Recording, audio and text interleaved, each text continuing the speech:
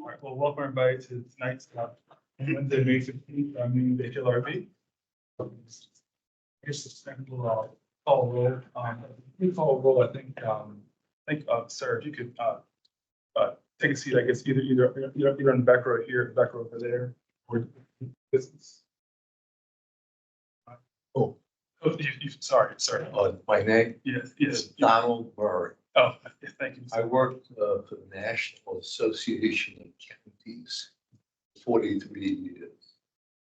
Just got my master's degree in county government. Oh, fantastic. Mr. Mayor, if you wouldn't mind, would you mind sitting on the row either here or back over there? Sure. Yeah. Thank you.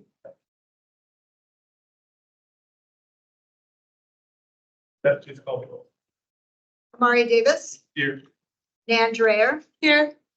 Robert Dudka is excused. Andrew Fackler, Here.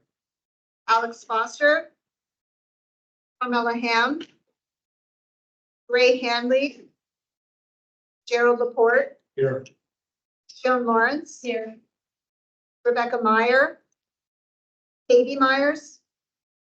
Here. Mark Turnbull, Here. Andrew Winchell is excused, and Dick Woodruff. Here. Do you have quorum?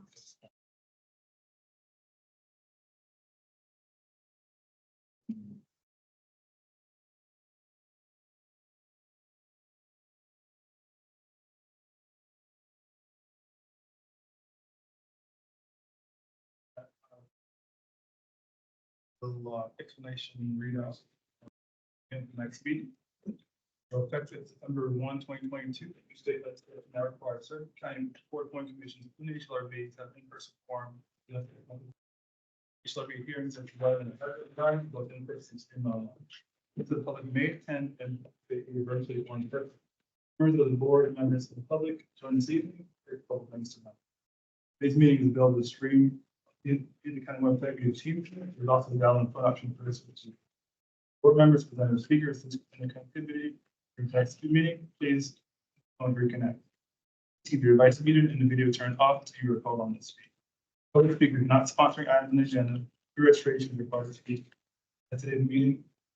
Speaker slips are available in the front of the room. Sorry, in front of the room for speakers. I'll call you to speak after the presentation of the event. The meeting chat is active for participants who need technical assistance only. Should not be used for discussion, public comment, questions about agenda items, or requests for more information. All public comments must be shared verbally for the record during the time of public participation. All voting will be done by call of roll. Lastly, this is a public forum. Today's meeting will be recorded and posted on the county website. All information to today's meeting, whether written or spoken, is subject to information requirements. With that, we'll move to approval of the April minutes. Any questions or concerns or doubts about the minutes from April?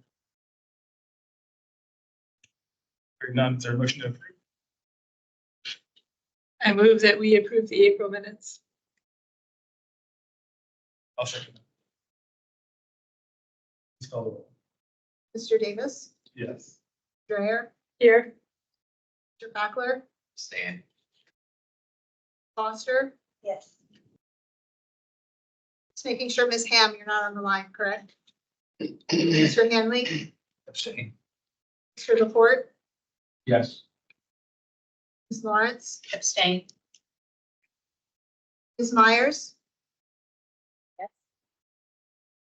Yes. She said yes. Mr. Turnbull Abstain. and Mr. Woodruff.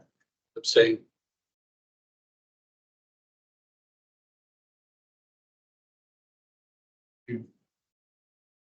Now on to the consent agenda for COAs. There are two on there. And I still want to line property other than on Columbia Pike. Are there any questions or concerns or comments about any of the items? I have a concern about the second item. That we'll pull that one on onto that.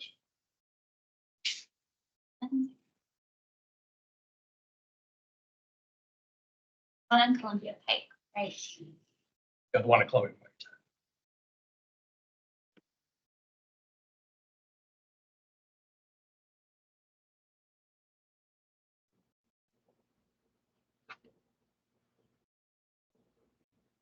You should be done the motion for what stays on the consent agenda. Okay, sorry. Okay, all right. So the first one, say the consent agenda, there, I move that we approve, Lynn's, I would say the item on the consent agenda. I don't think so. I think you could just move to approve the consent agenda and then move the section for the other. I was taking two up. Just the one. Just the one. Just Number two, One that remains. Yeah, so there's just approve item one. it's just one, Chris. So we need a second. I'll second the motion to approve it.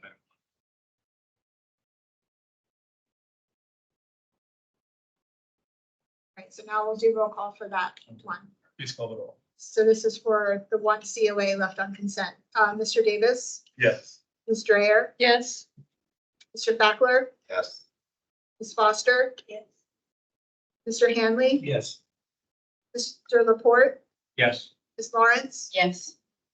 Ms. Myers. Yes. Mr. Turnbull Yes. and Mr. Woodruff. Yes. That's unanimous.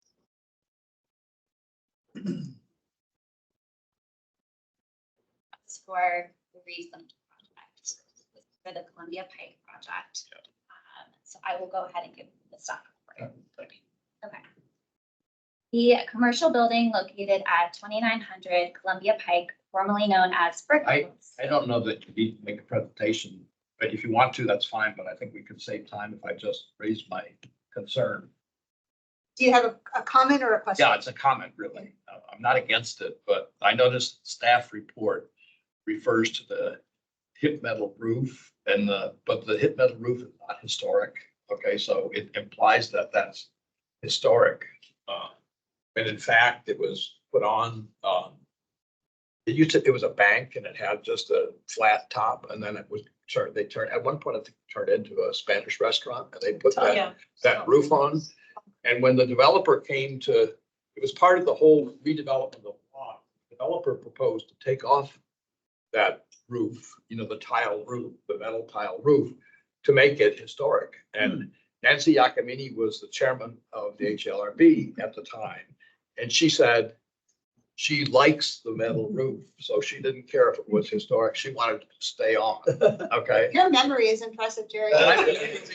We all agree. Can't go anywhere. Yeah, I mean, you can check the minutes on this if you want. It should reflect the minutes. So this report, the staff reports implies that that's historic. And in fact, it's not historic. And if we had followed general principles, we would have had that. And that was the original developer's proposal to take it off as part of the historic restoration of the property. But Nancy thought strongly that it looks aesthetically, she liked it. So she wanted to keep it. So I don't think she should let the, if you want to check it out, that's fine, but I just don't think that we should let the staff report stand as it is to imply that that's historic when it's not. But I also want to say that it wasn't just Nancy, that a majority of the members were agreeing with her. Well, yeah, I mean, I don't remember if there was a vote or not, but she was very I strong. believe there was. But it was an aesthetic thing, not an historic.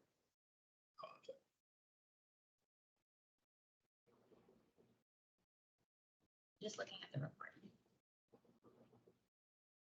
But maybe just the record of this, like, I don't know if you have to, how you, Do you have any memory of what the historic signage was on that building?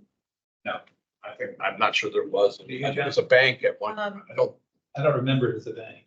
It originally was. I don't remember the bank, or it was a restaurant. Yeah, I remember more about the hardware store. yeah, yeah. of course, about it. Okay, we can make sure and clarify if needed, the language that's in the staff report, but we're not, the COA application does not involve. I know that, I'm just making a comment about the report, so to kind of correct the record, I don't know exactly how you want to do that, but so somebody can't come back and say, oh, this staff report says it was historic. It implies it's historic, it really doesn't say that, but it implies.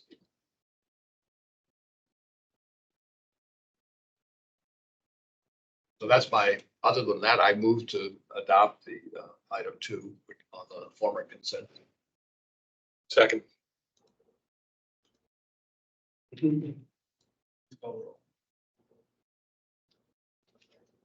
Mr. Davis, Yes. Ms. Strayer, Yes. Mr. Fackler, Yes. Ms. Foster, Yes. Mr. Hanley, Yes. Mr. Laporte, Yes. Ms. Myers, Yes. Mr. Turnbull, Yes. sorry, Ms. Lawrence. Yes. And Mr. Woodruff. Yes.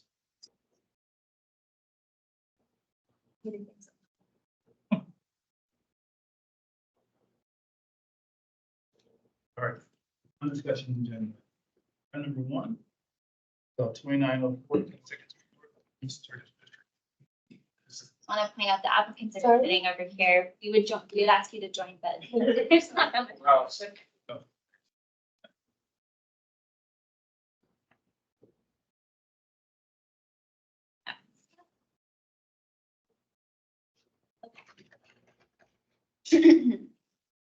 The pre-1923 house at 2904 22nd Street North is a contributing dwelling in the Neighborhood Local Historic District. The house has had a few COAs over the years, but there are two that are most relevant to this current project. In June 2008, the HALRB approved COA 0820 to redesign the enclosed front porch. The front porch, which had been an open porch at some point, was screened. In 1978, the then owners enclosed both the rear and front screened-in porches by replacing the screens with windows and vinyl siding. It was at this time that vinyl siding was also added to the entire home. COA 08-20 included the removal of the shed roof surround at the main entrance, which you can see here. The removal of the front door, which is here, and the relocation of the interior door, side lights, and transom to the outer wall of the enclosed porch in the place of the removed front door. So this is what the house looks like now. And this is a photo of the inside door, and you can see the other door that was on the front through. So they brought that forward. Okay.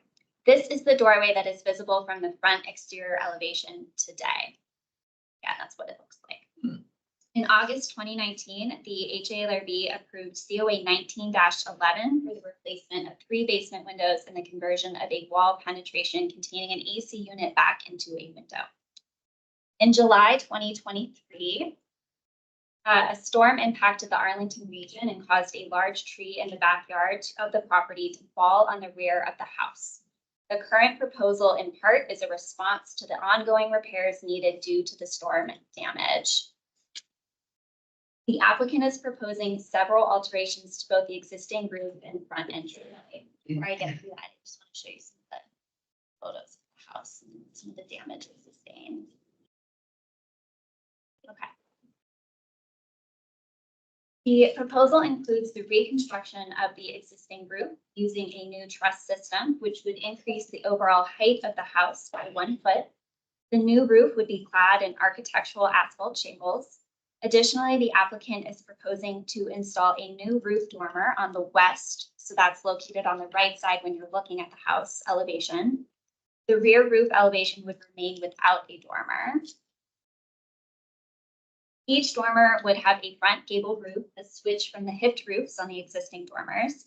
The applicant is also proposing to replace the existing vinyl casement windows and the dormers with French casement aluminum clad wood windows with simulated divided lights.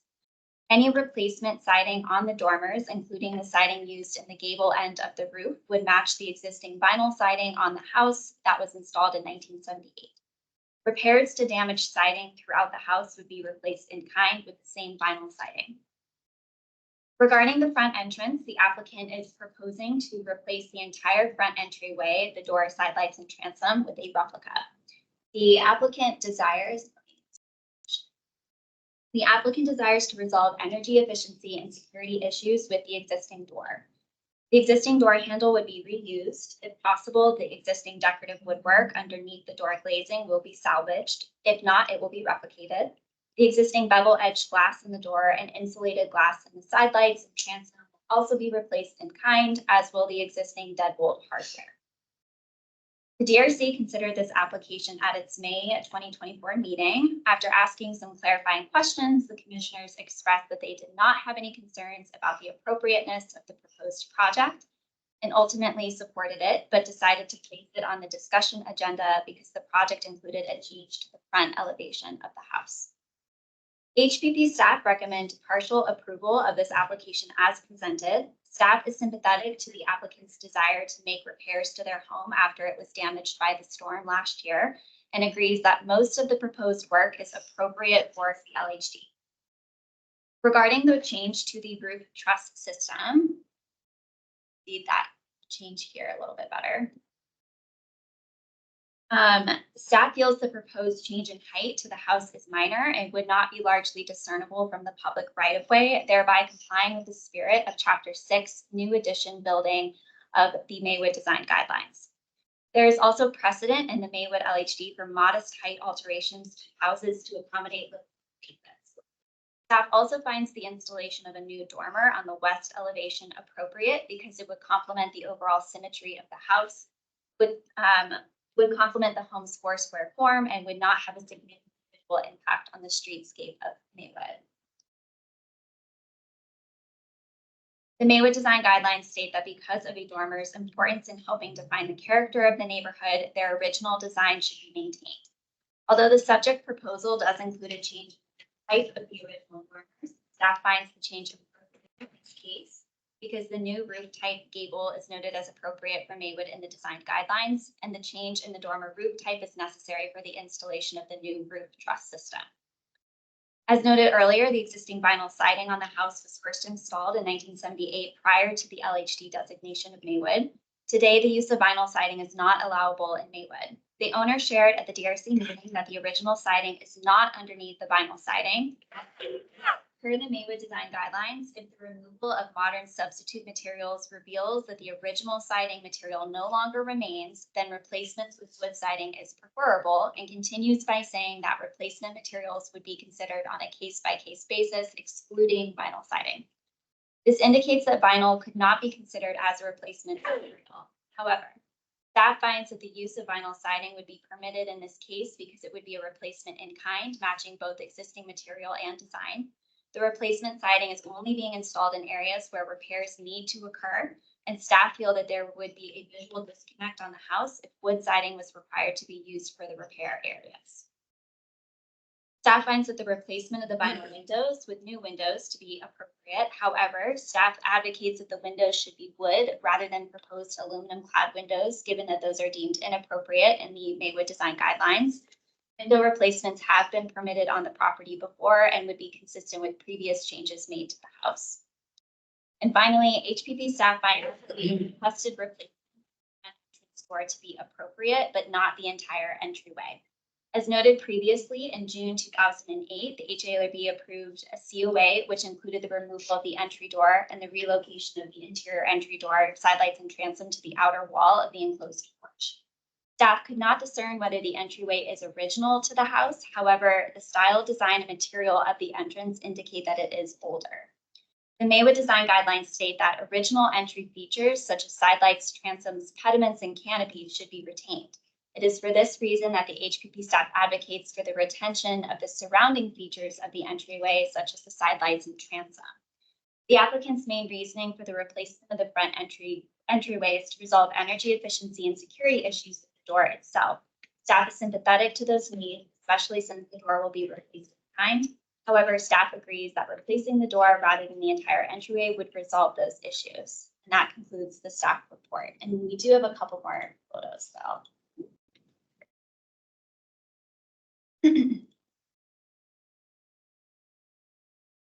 One of the dormers and the existing windows. Selecting. And this is the entryway with a couple of detailed shots. So this is the existing door handle and some of the millwork done underneath. Oops. That interior shot that you had of the door, does that still look like that? Is that an old photo or? The interior still is that wood, what is it, oak or walnut? I don't know. Right. red oak. It's still wood. And then, yeah, the lady who owned the house had an all wood interior that's been painted white now, but we left the woodwork. It's beautiful. It's like the jewel of the house. It's the woodwork. We have beautiful interior work that we haven't painted. The photo I found as part of the COA files for the 2008 application, so that's where it comes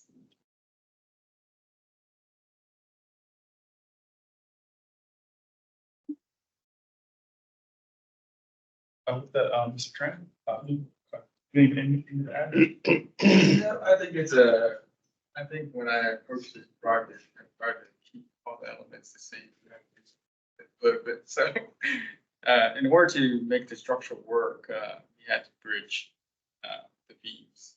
So that's why the two torn, because that carries a load straight down to the wall below, in order to keep that same open look.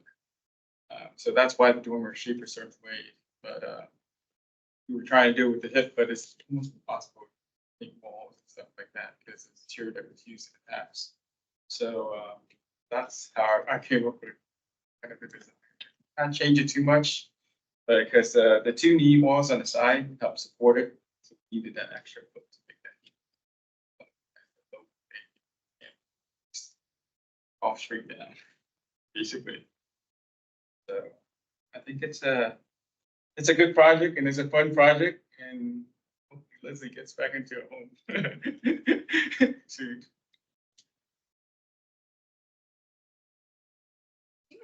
Here's your report. So I kind of echo what Michael covered. Initially, the DRC thought that the biggest thing about this job was that we no exception actually to any of the changes actually.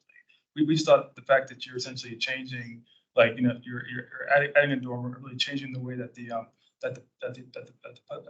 look of the building, public way really looks. We thought that really necessitated it being on the discussion agenda. As far as like any of the changes in terms of like the additional height, or additional dormer, or even the actual surround around the door, we thought it's essentially all appropriate. But given that such a big change, you know, changing essentially the entire look at the front of the house, we thought for sure that she could for discussion. Just to look at that picture that was damaged, it was 2/3 gone. Mm-hmm. So imagine, this house is pretty strong, that it didn't destroy much of that, but that whole wood allowed it, but close to 1/3 of it.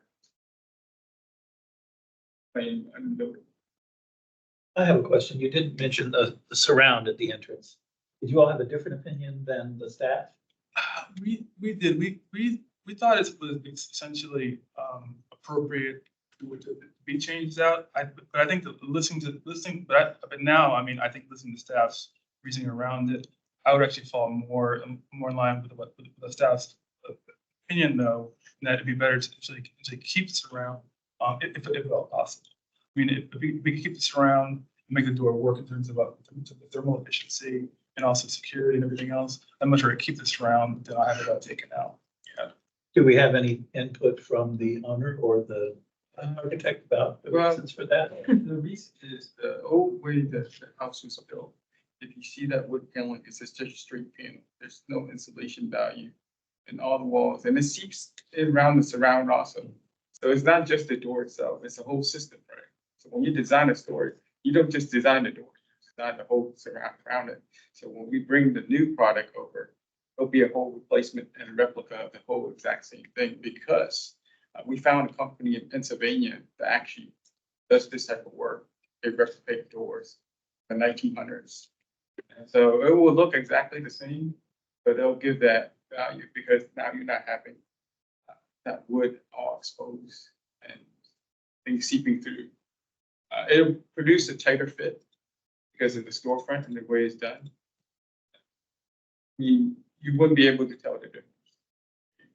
Where's the insulation? Between the doors. It's the seal, actually the seals, yes. Yeah. So the way it's built now is not built like the way it was before, where you have groove and wood. Now they're actually sealed, actually one solid member instead of a bunch of members connected together. So it's a steel front door? It's not steel. It's a wood, Wood. actually wood. All of it is wood, but just the way it's made is different.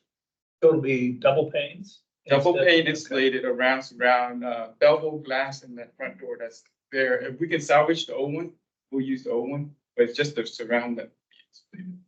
You honestly think the quality of the wood in this new product is Oh, anywhere yeah. near as good as the old wood? Yes. This company out there, that's what they're known. Vintage company that we found, and they're Amish. Do they use vintage wood? They use vintage wood and they also use, they can make the die cuts to make the mold. So they can So they replicate. could replicate all the die cuts and all that stuff that. I couldn't find any, I looked everywhere. This was the only company. What that- kind of wood is used now and what will be? It's a red oak. And it'll still be red oak. We're not changing it. If you could share their name with the I did. preservation I staff, did. that'd be I great. did, I put it on there, vintage. Yeah, they have a.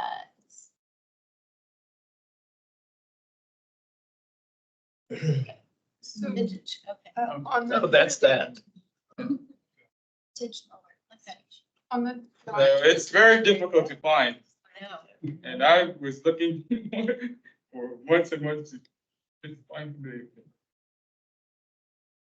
They're very easy to work with, and you give them a cut sheet and draw.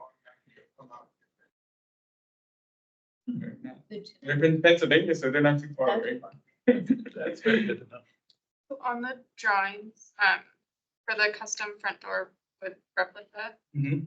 it was called out for, double pane insulated glass Yeah. at the transom and the side lights, but then the door, The door is a single pane because of what it is there now. It's a bevel glass, and it's impossible to make the bevel glass insulated that I found out. is there? is I that- wish I could, but No, agreed, and respect the fact that we're keeping it. I'm just wondering from the energy efficiency perspective, what are we gaining by replacing it? If we're keeping single pane there and then, it would be totally sealed. It's just a look. The single pane is just a look, because we want to keep the same look. The insulated glass is what's gonna seal basically, and the way they seal the bevel glass now. Even though a single pane, it still has some sort of insulated value compared to what's now. are the side lights and the transom that are currently there double pane? Yes. That's why. I don't know, somebody replaced it a while back. Is there a way, and I know you said that this mill worker is in Pennsylvania, that someone can come and try to seal up the door? The door is so, it's basically almost falling apart. I You wanna can say feel- it's damaged.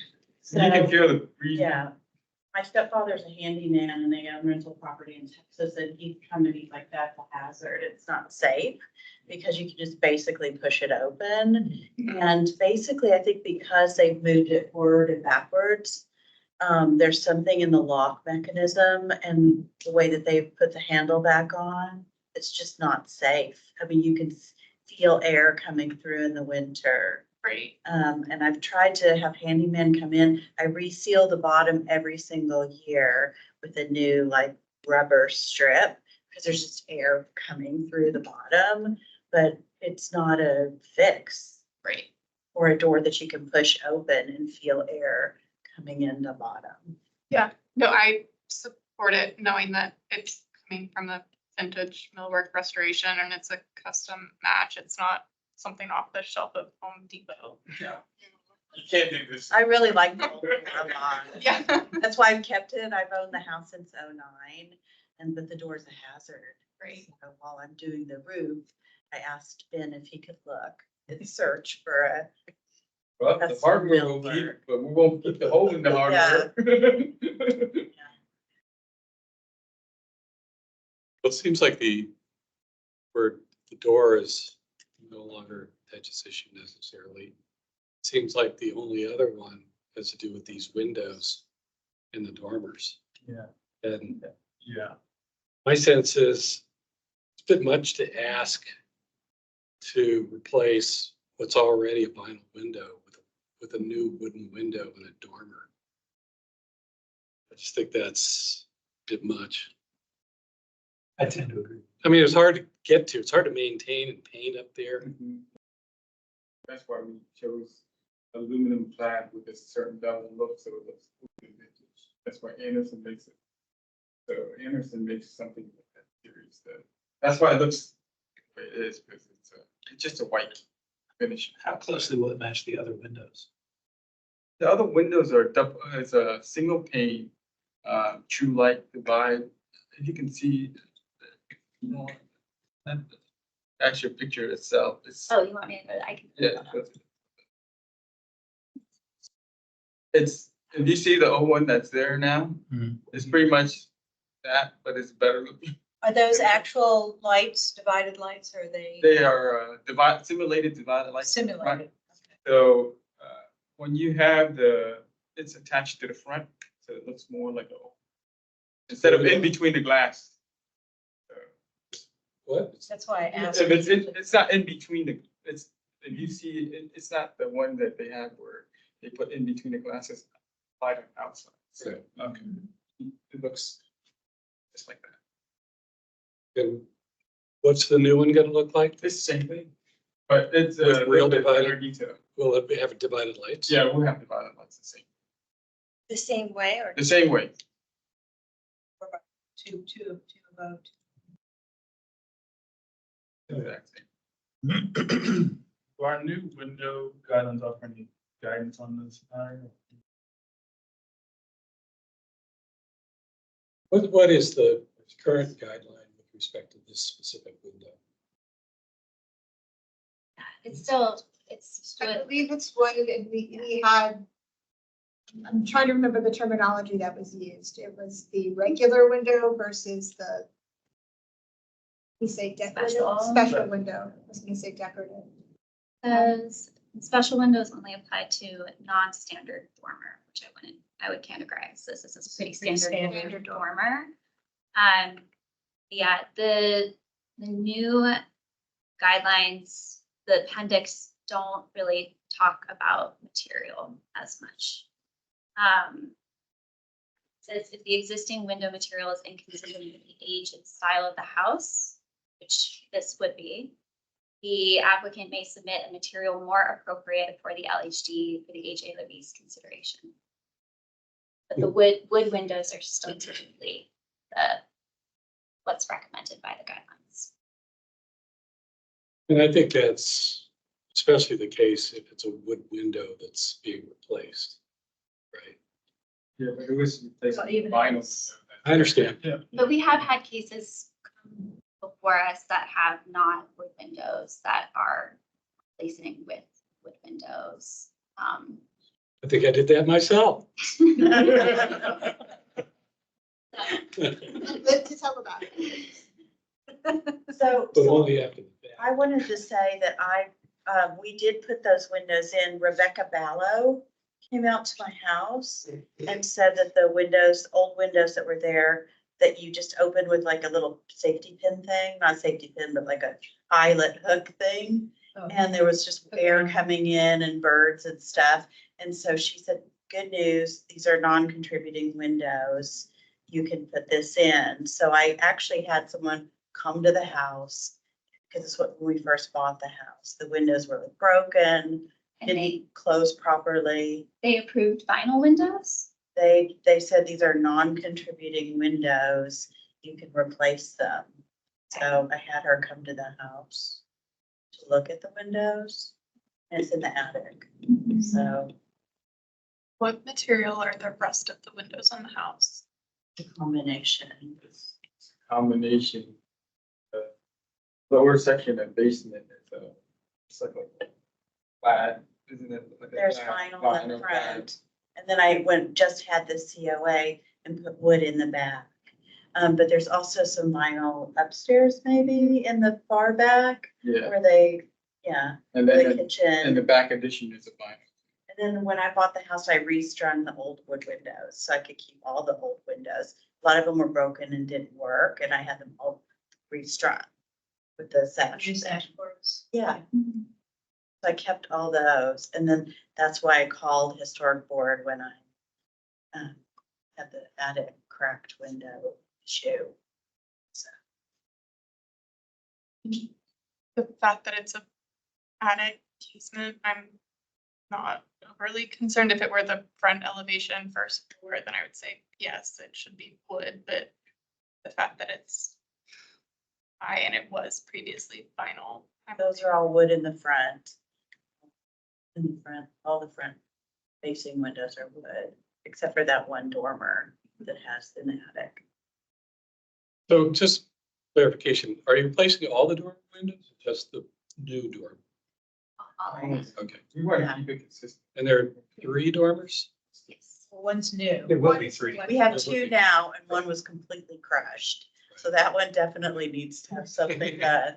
And then the one we were wanting to have them be the same, have the symmetry. So while we're replacing the one that's crushed, we're trying to figure out. You needed to change them too for code reasons, Yeah. right? Yeah. For egress. Egress So, and all. yeah. Is that for some? There was a livable space up there.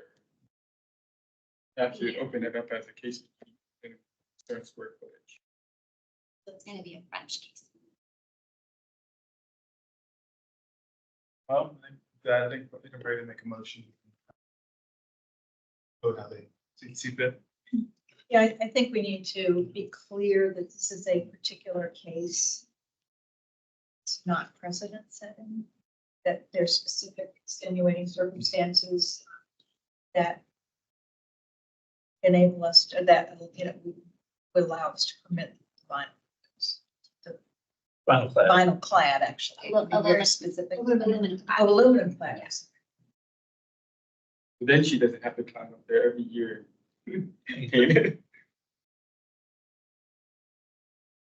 So let's see, I'll start off.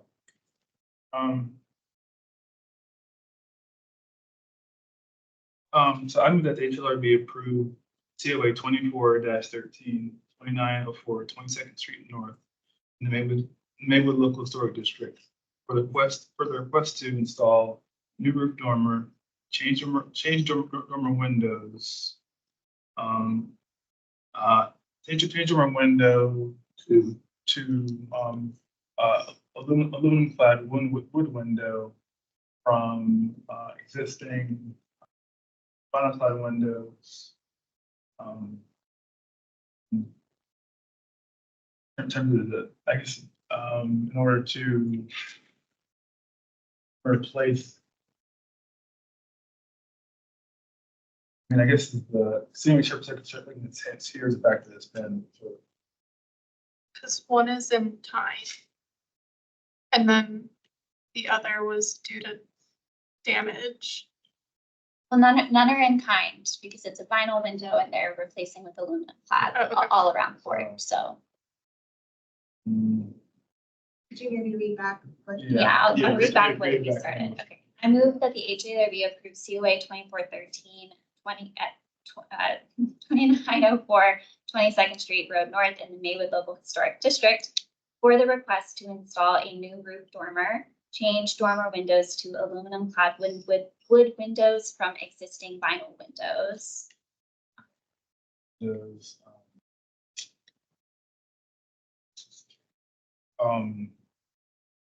In this special case, not get at John's concern. in the special case, I mean, So we could just make a What's the- finding that, that in this specific situation, this is appropriate because it doesn't alter the front appearance of the front of the house. And it is, And should we say those windows are non-conforming? no, Orderly non-conforming? they are. But we need to make- They already. I think that says it. That sums it up, the way you just described it. The special considerations. Yeah, they were. 22nd Street. Yeah. Second Street. You want to talk about the other elements of the Yeah. COA? yes. So, comment, something.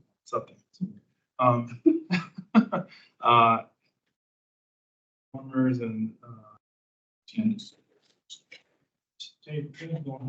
install new roof truss system and replace front doorway as submitted. So essentially, changing out the doors. Maybe change.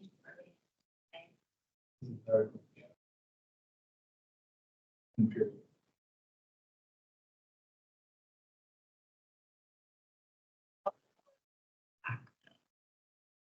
Once more for the commissioners.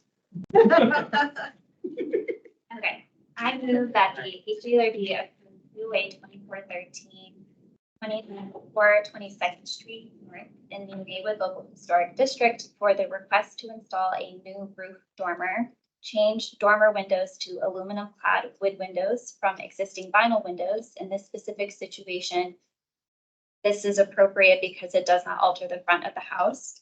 Change the dormer roof type, install a new appearance.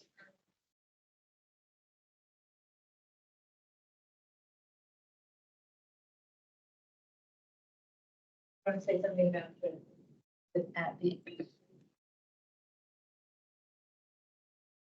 Well, no, they're normal.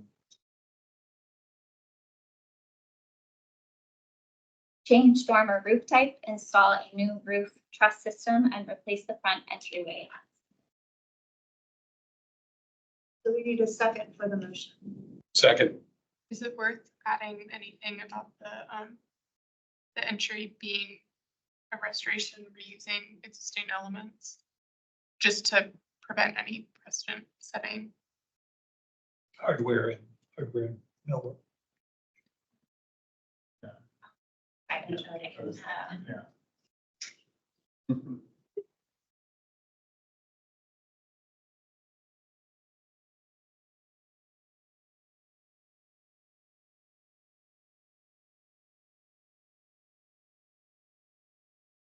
Yeah.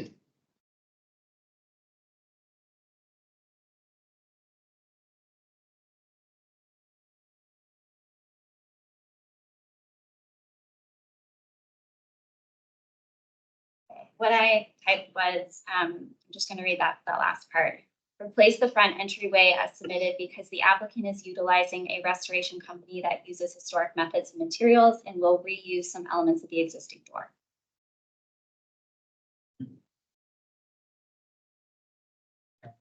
Please call the roll. Okay, Mr. Davis, Yes.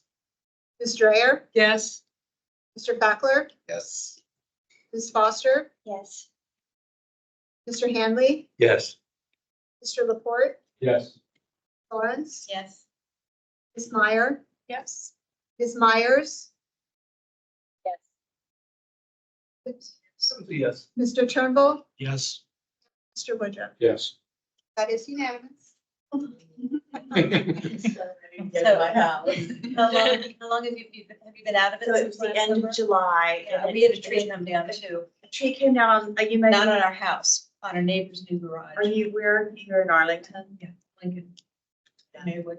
So our neighbor across the street, he's at maybe hearing his application, came right down the front of his house, back of my house, with one of those microburst windstorms. So just, and then it went through Thrifton Hills Park and took down a bunch of beautiful old trees in Thrifton Hills and the park. And, but it was just our two houses and then the park. I think it started at my end.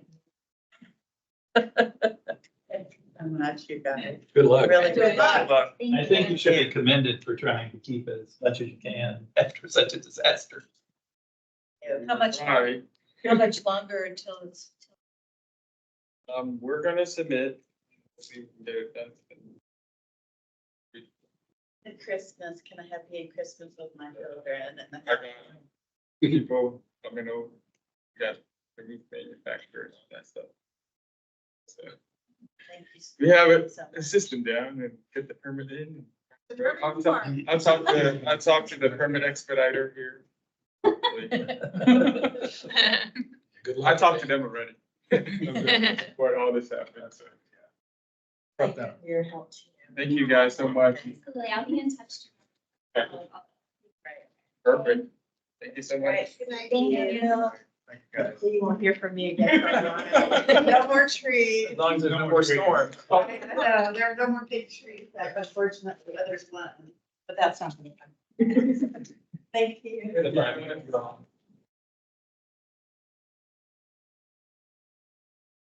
That's so terrible.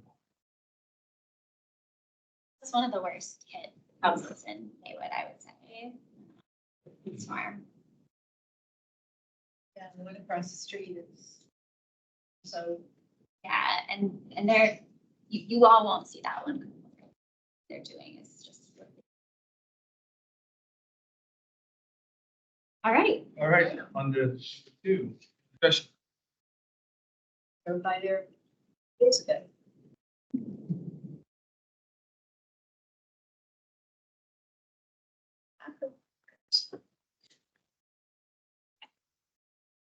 The Green Valley Pharmacy, originally built in 1942 as a grocery store, was designed as an was designated as an Arlington County Local Historic District in 2013. There have been minimal changes made to the building over time, and in the past few years, the HALRB has reviewed a few different COA projects associated with plans to convert the pharmacy into a restaurant. Between January 2022 and July 2023, COA 21-30 has undergone several amendments and revisions. Most relevant to the current application before the HALRB is COA 21-30B, which was approved by the HALRB in June 2023. And so this is a plan from that specific COA. This COA included the installation of 3 bioretention planters on site. It is this element of their project that the applicant is requesting to change with the current proposal. So this was the location of the bioretention planters that they presented in June of last year. And here's a close-up of them. So this is what the HALRB previously approved. And I'm gonna...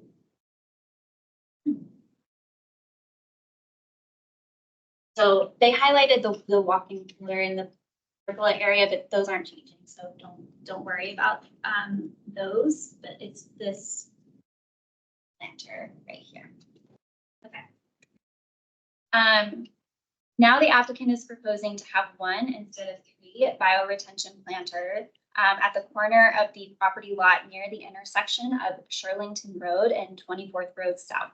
The planter box would measure 22.4 feet by 8.9 feet by 16.3 feet by 5.9 feet with a height above ground of about 10 inches and 24 inches underground. The DRC considered this application at its May 2024 meeting. The members had some reservations about the proposed location of the bioretention planter and asked questions about the height of the planter and the reasoning behind its proposed location. Since the applicant was not present at the meeting, these questions could not be answered. Due to the outstanding questions and concerns, the DRC placed this item on the discussion agenda for the May HALRB meeting. Staff recommend approval of the subject application. The proposed change to the bioretention planter plan was made in response to comments received from other county entities, while permitting for the broader renovation project has been under review. As such, the current proposal allows the project to comply with other county requirements and stormwater management goals. Since the proposed planter will measure 10 inches in height, it will not interfere with the view of the historic building. The planter will be installed along the sidewalk, thereby not damaging or affecting any historic site elements. Thus, the planter complies with standards 9 and 10 of the Secretary of Interior Standards. And that concludes the staff report. And I did want to pull up. So that's what it will, it's like a section of what it will look like. And I took some photos of the site so you can see the area in which that change will occur. So it'll be in this area here. And I wanted to provide just an idea. Sorry for the awkward photo. I was out there by myself. That's what the height is going to be. So what, where is it? I was trying to figure out where it was going to be able to. Pretty much directly behind it. Okay, that Let was me my go back sense to of it. the plan. And look, Ray, did you have a question too? Well, Oops. this is my ignorance, but at least in, well, my assumption is that the bioretention planters that I'm familiar with gather water from runoff of the roof. But this is a bioretention planter that's sitting in the middle of the parking lot. Where's it gonna get its water? So it that it's looks- retaining? It looks like based on this plan, it's going here. There's a downspout on the right corner of the building, it's running underground, I guess, to the outfalls inside the front. Okay. Like a French pipe. Oh, so it'll be an underground drain off the single gutter Yeah. that drains the whole roof. That is what they're proposing. And it's big enough for that. Somebody has done that calculation. They Because have, I- and I can tell you on our house, when we had to put in those planters and they made, there was a lot of discussion about this. They're huge, huge. And the house is I think they've not a whole lot modified bigger their roof than approach this. since they originally started requiring them. So I've noticed, the one next door to us, they added is much smaller than the ones that are on other. That's interesting. Well, you're saying, The applicants- And the underground drain will carry the water. Okay. Sorry, the applicants- Oh. Mr. Maharme, Sorry. Yeah, hi, how you doing? Sure. Yeah, I am here. okay, Okay, Can you Mr. hear me? Harvey, would you like to offer any comments to the board regarding maybe the perhaps the size or the size or the location of the planter box? Actually, the comment, everything looks like what we have in the plan. And I don't know if you have any question, but everything looks like very clear to me. It's on, we are gonna have it on that corner. And, and this is much better than having 3 in the past. That's why this application now to reduce the number of planter boxes. can you speak more specifically to why it's in the proposed location and why it isn't somewhere else on the property, perhaps? I mean, it doesn't make any difference, but we choose this location because of the close to the outfall. We need to outfall to the nearest manhole in that area. That's why. Okay. Okay. Michael, do you have the old plan with the tree? Yes. Mr. Chair, Katie. Ms. Myers, please. Hi, yeah, I just wanted to raise for maybe everyone to discuss more. I know it's short, so this may not be a huge deal, but I do think, this historic building is really about like the corner. And so. Katie, I'm sorry. You're coming in and out a little bit. Yeah, it's a little hard to hear. Sorry. Okay, is it better if I am just talking louder? Yes. Okay, I'll just okay. So what I was saying, I just wanted to raise discussion for the group is that because this is about like kind of the corner of the building, that's one of the historic elements. I thought it was too bad that the planter, which is new, is kind of put right in front of that. So if it could be in a different location, I think that would be great. I do think since it's so short, that minimizes any issue. But I do think that also think about what they'll put in it. And if a tall plant goes in it, that also could block the views. And we don't really have any control over what people put in these or if they take care of them after, 10 years or so. So just kind of food for thought and discussion for the group. The applicant did let me know that the tallest planting they would probably put in is about 15 inches in height, so. Okay. What is the material of the exterior of the planter? Mr. Maharme, can you speak to that? Yeah, the exterior, since it's gonna be 10 inches, this is gonna be like wood. We could do wood, like a garden box actually, or a planting box. That's what they call a planter box.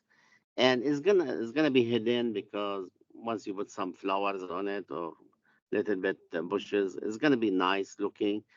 And also, don't forget, is in that area, we might add more plants and seating area. It's gonna look nice, actually.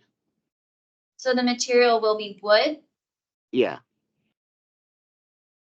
Doesn't it have to be a masonry material? So maybe the wood would be outside of the masonry?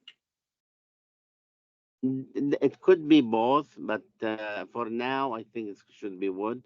And if we are gonna have, depend, like, I don't know exactly once the architect, if they wanna make some changes outside it, yeah, we could. But for now, wood will do the work, you know. Will the wood be painted? And I'm not sure, actually, maybe like we could leave it as natural, or maybe we can have some stain matched. Depend, I'm not sure exactly. I'm not prepared to paint it now, what color, you know. But it sounds like that's uncertain at this point. But I mean, one option might be for those boxes to be finished with, it done with masonry. I think they are gonna have to be masonry to hold that much water. And then faced with stucco that matches the building itself, which would mean it would fade into the, you know, it would not be so noticeable if it was finished with the same exterior surface as the historic building. I mean, if we have to match it as with the building, yeah, I will agree with you. We will do the outside other than what's the inside, because this planter box, once they build it, if we have to do like, let's say CMU wall or masonry, then, but this is the outside face. If we have to match with the building, yes, and paint it, we can do it. But that's, I mean, a preference with the architect. Once they do it, we will ask them to match it exactly what they need to do. So I know that the reason it went from 3 to 1 was also based on other county comments. Mhm. Was it, I guess, did the 3 not meet the stormwater requirements? I'm not sure.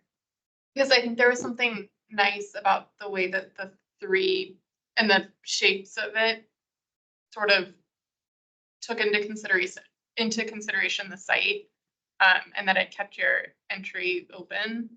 I think the shape and the location of it right now doesn't have any relation to the site or the building. And so if it needs to be 1, can the geometry of it be refined, I guess, or studied? Because I think knowing that the historic building and the entry has that chamfered corner, is there a way that, I don't know, just the relationships can be, Like something that's a little bit more, Something more angled. more angled. Replicate the angle of that entrance in a box. And then it would look like it had been there a long time. I also agree with Ray. I assumed that this was gonna be masonry with a stucco exterior. It's the way they can build it out of wood and That's so much water. That's what I thought. Unless they use like pressure treated wood, I'm not, I don't think that would be allowed, okay? I mean, And if they did, it would not be aesthetically pleasing, and I think that's a, you know, historic, and we have an obligation. They could put it in a wood, you know, Yeah. like outer, I- whatever. Yes. whatever. I think it's Just put that. I agree, but right now it seems like it's unclear, so sort of Yes. like, I don't know what we're voting on. Seeing from an entry approach, it is a little bit uncomfortable to come from the sidewalk and to see the entry from that corner, but then have to redirect around the bioretention to enter. And I wonder if that, just at a logistical level, will have an impact on business. And I realize that it might be hard to push it over if you're trying to keep one single bioretention, to push it over to the right or to go further north because of the existing trees. But I see here on the proposed standard detail that the one that's suggested is against the building wall. And I wonder if there's space potentially to do it on, I guess, the northwest of the entry, up a little bit closer to the building. What part of the, where are you talking about? So where the entry is, Yeah. at that corner, go a little bit up. Over here. Yeah. If Okay. that becomes That a better area. area, it's out of the way of your pergola. It's not obstructing the entry, the experience from the sidewalk. Fire retention's good, but honestly, it's never pretty. I wouldn't want it right in front of my door. I think we need to know more about which other county departments required changes to be made and what those were and what the rationale was, because it doesn't make sense for us to order something that then maybe another agency is gonna overrule or there's a reason, so. Yeah, but let you something. This is already, we have it approved in the past. We did not make any changes except we removed the two of them. Now we have one. I mean, we did not make any changes. If you look at the details and see if there is any more details you want to know, we have these details. We have it approved before, you know, and now we're not making any changes. We're just removing the other two. And we cannot move it to the right because those trees, we have to have a spacing. We talked with Melissa at that time, and she recommended, Yeah. I mean, to have it at those locations.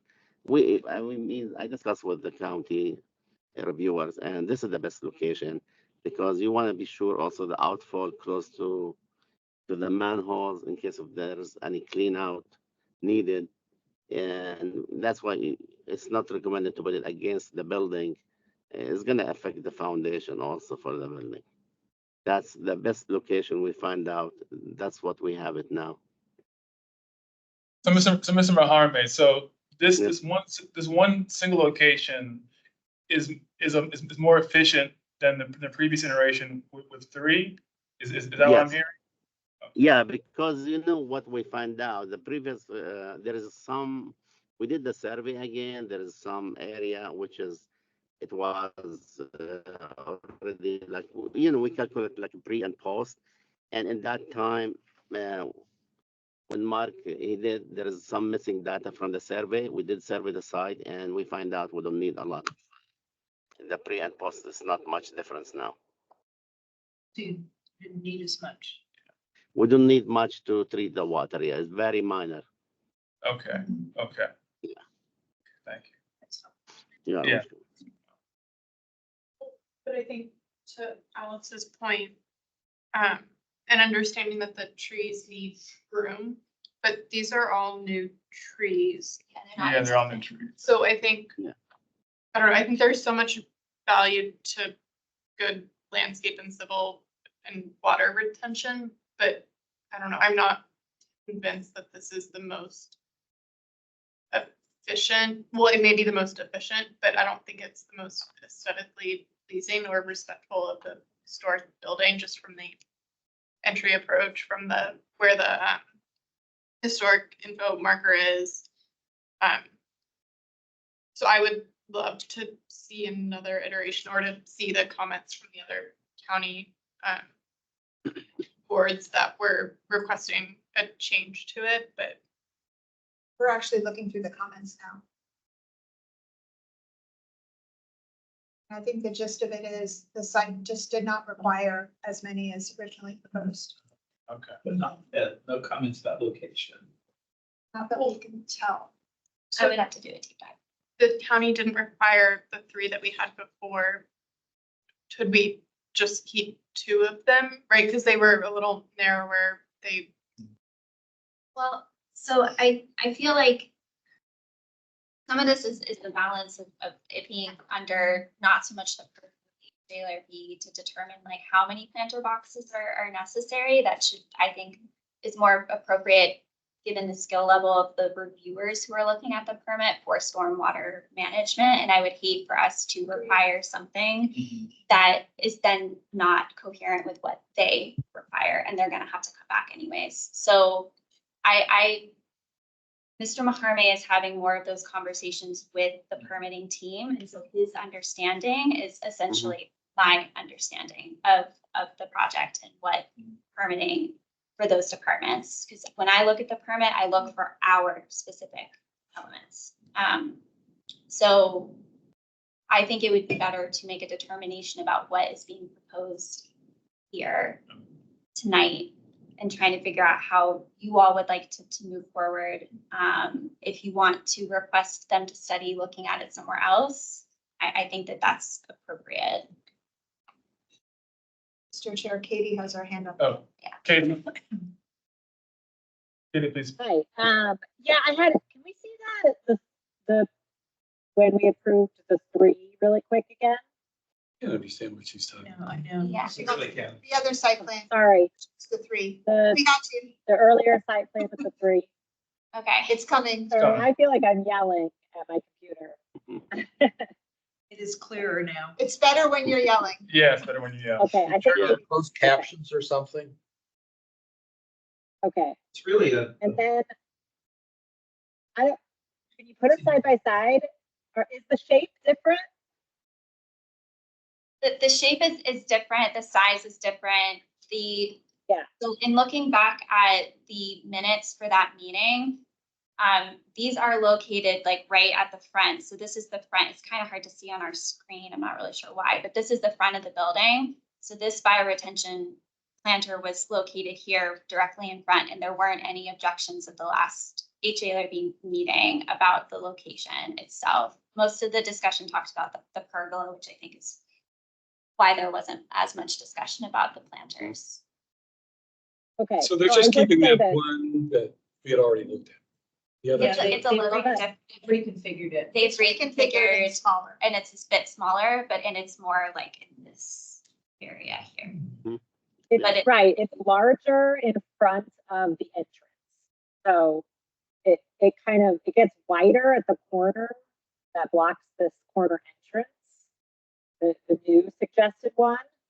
And so I think if we could maybe change the shape of this planter to better kind of reflect an opening at the most kind of, this building isn't really that, it doesn't have very many features. The only feature really is this odd little corner. So I do feel like if the planter could just not kind of jut out right in front of that corner, that would be super. I think that would give me a lot more comfort with it. So I liked how the old one that we approved was wider towards the back and skinnier in front of the corner. I don't know if a reshaping of the planter is possible, but that's what I would advocate.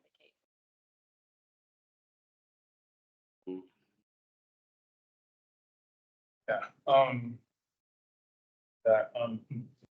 really all over the place here. I mean, I think I would actually associate myself with what I sort of gathered from Katie's comment too. I think that and my objection to it is that the fact that it's like right at the very front of the building, that's really the chamber corner really is the most sort of special part of the building. So that's my sort of objection to it. I do realize that previously we've approved this one here where it's similarly sort of on the building, but I honestly think that as it stands now, I'm not crazy about it being sort of right there in front of the historic chamber corner.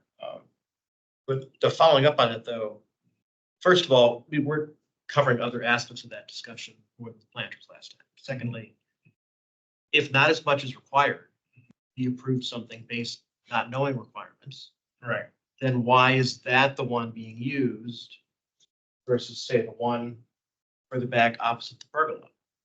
Like, why is that the location that's being chosen out of the 3 to do it? You don't need as much. That is the least obstructive.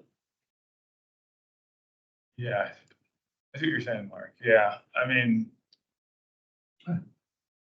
just for the sake of discussion, looking at this, I wonder if, Mr. Harmon, if you all have, or your architects, if you all have considered that space that's between, it's off the other corner, right where the gutter comes down. And that space Okay. sort of on the back of where the gazebo is. There would be no planter at the front. And then Okay. there would be the planter that would drain right into the street off of that end, which is kind of the back of the building. It wouldn't take anything away from the entrance. You could have all kinds of plantings out there and seating areas and all of that sort of thing. It's really not our business Mhm. to tell you that. It's just our I- business to be concerned about trying to keep an open view of the front of the Okay. building. Okay. Yeah, I think we will consider all option. I mean, if you want, it's up to you guys. If you want me to reevaluate again, take a look to the other side. Yeah, I will ask my engineer today to take a look. And if you prefer to move it to the other side, yeah, we will do that. I don't mind. But I mean, we choose this location. It's already approved, already like close to the manhole. And I mean, but I don't mind if you, and we didn't choose it between those trees because Melissa, she wants to keep distance. We could not use any planter box in between. But now I think I could revisit and evaluate it and put it in that area where it's the after the last tree close to the building. Right. Uh, Yeah, yeah, but I mean, if you want, I could do it and send it to you like tomorrow. But I don't want to wait like 2 more weeks for getting approval. Can we? Can I will run it by you guys and take a look quickly and see what you think? I mean, I think well, actually, before you discuss that, I do want to discuss the materials though. The So, materials, I can get you what's exactly the materials because maybe there is a details, but I was not aware of it too much because I want to discuss with my team to be sure. But if you have any preference or any feedback, I will take your feedback, and if then I will let you know what kind of material we are gonna use. I mean, I think one thing that might work for the board would be some sort of masonry material clad in stucco matching the building. I mean, that'd be one thing that might work for the board. I don't know.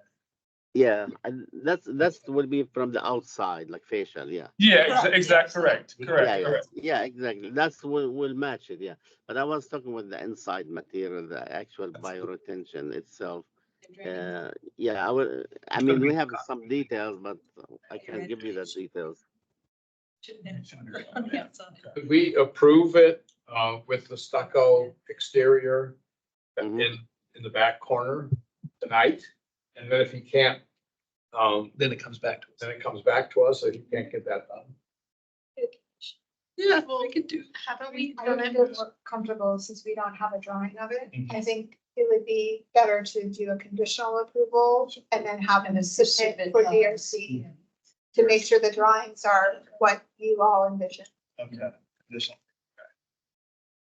Okay. With those caveats, those two big Right. caveats. So it's a Yeah. delay, but it's not a Yeah, full not a month full. delay. Okay, okay.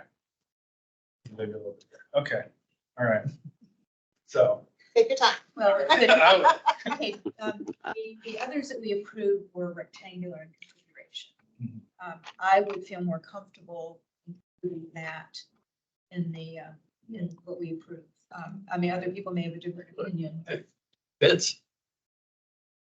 but you know, we had already approved rectangular configuration. So this is a different configuration. Yeah, I'd almost, you know, this was curved, I think. Not an easy one. yeah, no, But I think of the three that we had previously approved. And maybe I'm just reading the screen wrong. I don't know that they were all rectangular. I think there was still angles. I think it was more of just having a relationship to the building and the chamfered entry. And so maybe it,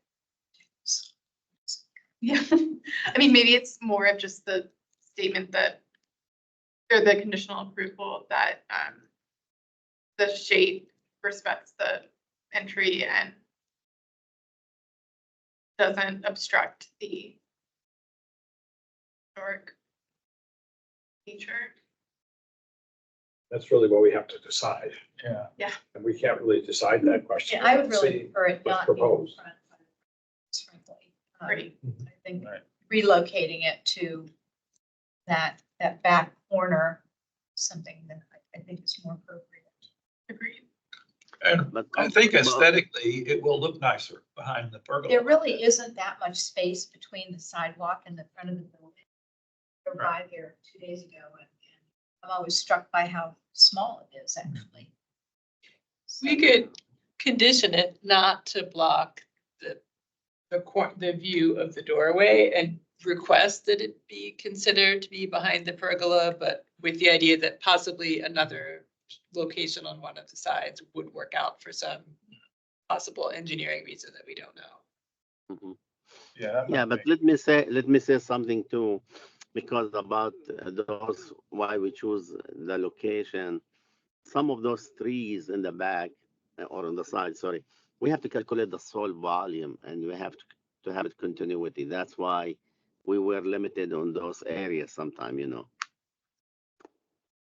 And I mean, maybe the best location, if we can move it, was to the walk-in cooler in that green area. I can check for you if we can fit it in that location. Because that location was isolated. I could not make connection to the trees. And we have to have a green area in that section. But if you approve it, like as you said, then we will exercise. If I find a better location, I can move it. But the main thing, I don't want to hold the plan, you know, too much. Sure, so we'll, So do you have a we draft? could make that, yeah, in my head, yeah, sure. Yeah. Okay, so I'm sorry talking, and we'll see where it goes from here. So I move that HRB conditionally approve TOA 21-30D 2415 Chilton Road, New Green Valley Pharmacy Historic District. For the request to change the fire retention planner plan to a location. Southeast corner. Away from the entrance. To a less prominent location away from the entrance. The planner shall be clad in the exterior of the planner shall be clad in stucco, backed up by masonry. About the top.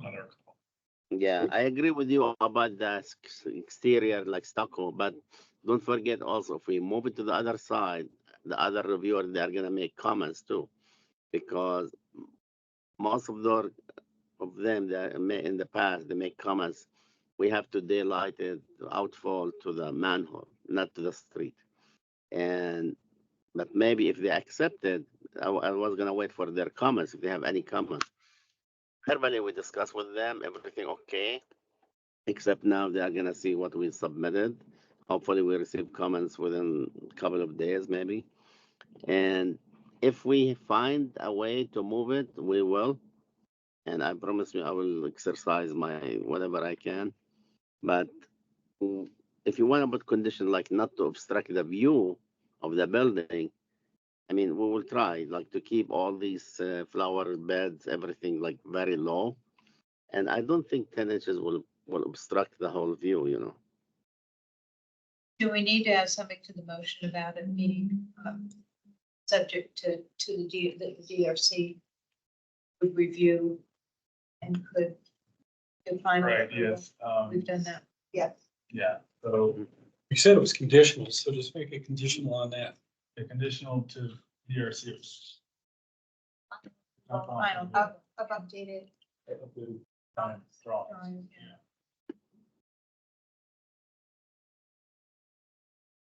Could you please read it back? Yeah.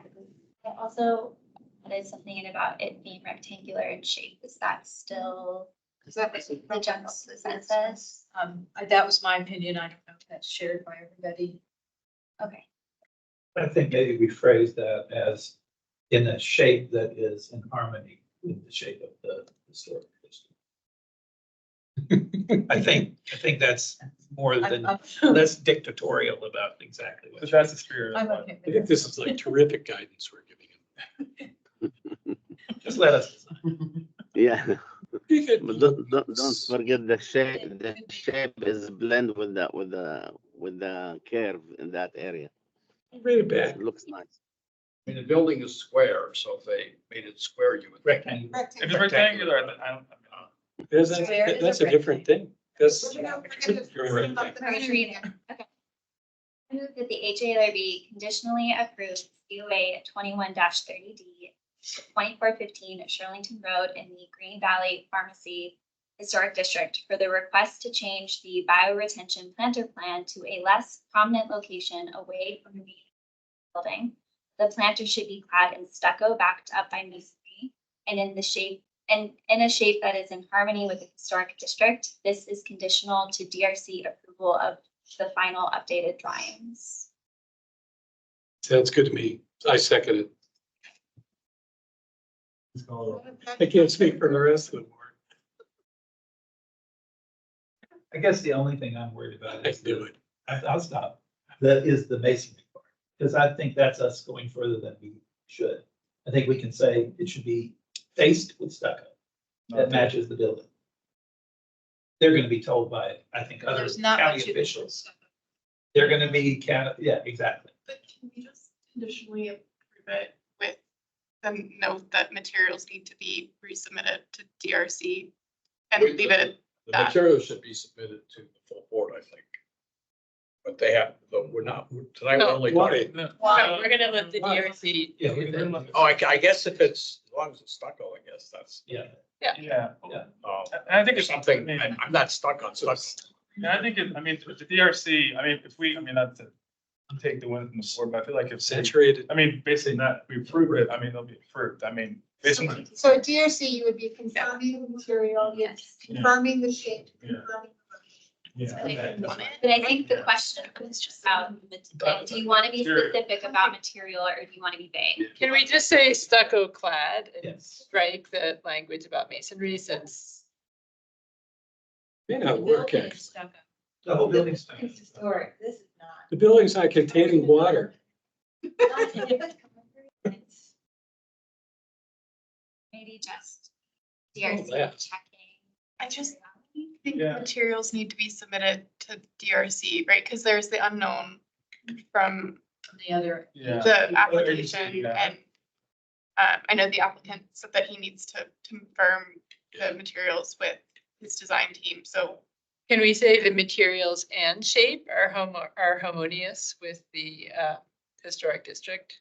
I like that. Yeah, I like that better. That's exactly. As, right. as to be approved by the DRC. DRC, yeah, that's, This one took a village. yeah. Vague, but gonna specific, say. yeah, I think. You have, Yeah. You need to read it again. are we all good, or do you want it read one more time? I'm good. Okay, and you still second, Mr. Woodruff? Yes. Okay. Mr. Davis, Yes. Mr. Dreyer, Yes. Mr. Fackler, Yes. Ms. Foster. Yeah. Mr. Hanley, Yes. Mr. Laporte, Yes. Ms. Lawrence. Yes. Ms. Meyer, Yes. Ms. Myers. Yes. Mr. Turnbull Yes. and Mr. Woodruff. Yes.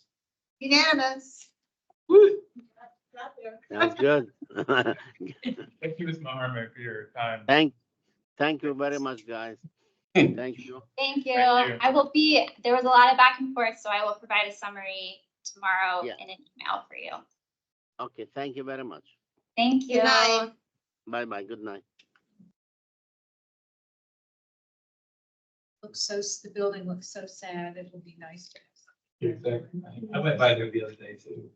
I couldn't believe how small it was. It is small, you know, you think Yeah, I of the don't know how plans, they- it's. that's- It's also funny how much the lancard roof makes it somehow even smaller, Yeah, doesn't it? I think that's why it was put on. Yeah. yeah. Can I interject just real briefly? It's related, but a couple months ago, when we reviewed the home in Maywood for solar panels, I brought up that it'd be really nice if we saw renderings of what the size would look like for solar panels. This, I feel like, is another example where we don't have a lot of information in the submission. as to what we're actually looking at. There's no rendering of the planter. We had to kind of pull teeth to find out what it was being made out of. I just would like to see more complete. I'm cognizant of people's limitations with their architects, their staff, and their budgets, and I don't want to overwhelm our staffs, but I think we do a lot of digging without a lot of easily obtainable information. We understand your comment, and suffice to say, we did our best to get additional details before tonight. I don't doubt it. Don't doubt it. Much less than Yes. There, yes, good point. One last, do you reach out to other county agencies to find out what they have said? We can access it through the permitting Okay. system. So that's useful to have. Like, Moving on. Mr. COA. A lot of diseased trees. there sure are. Now, All the items. now on to the Green Belt for Preservation Fund. Okay, so I'll give the introduction for this one. So for those members who were here with us last month, you got a sneak peek of the first half of this Historic Preservation Fund project. And with us this evening, we have Anumidun Obakoya, who is going to give a presentation here in a second to walk you through the latest and final three proposed panels that are part of this project. And again, we are going to keep comments and questions from HLRB members at a very high level. We did get, I think, some written comments from 2 board members so far with editorial textual type changes. So thank you for sending those in advance. And Mr. Chair, we do have 1 public speaker for this item. So what I would propose is that we have Ms. Obakoya give her presentation. We'll do the public speaker, and then the matter can be with the board. Okay. All right, Anumidun, can you have your slides ready to go?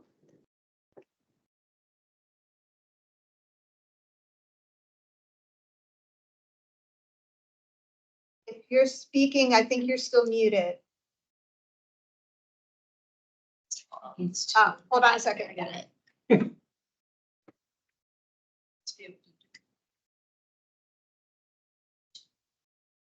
Should be.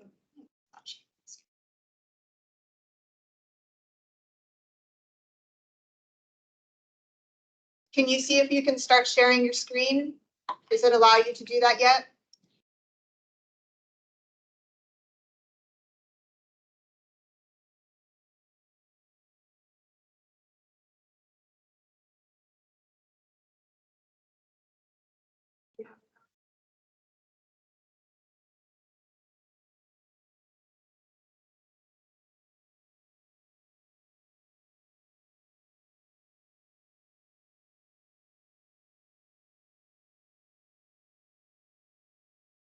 According to this, it looks like she has access. She's muted. And then can you hear us?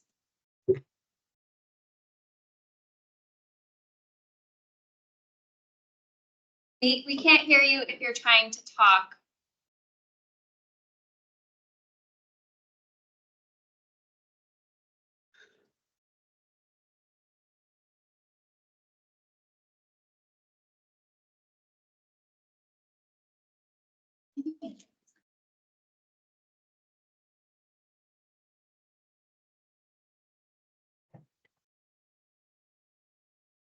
Are you able to share your screen now?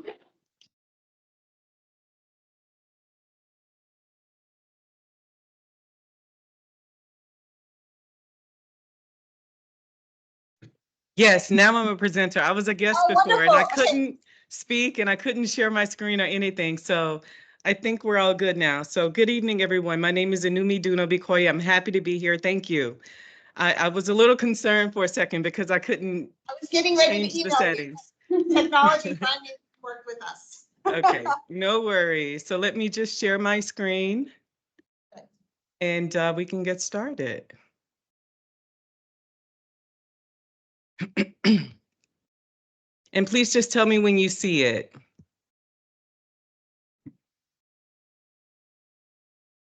Not yet. We can see that you're sharing your screen, but it's blank for some reason.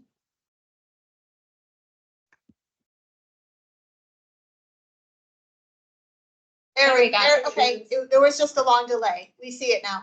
Okay, great.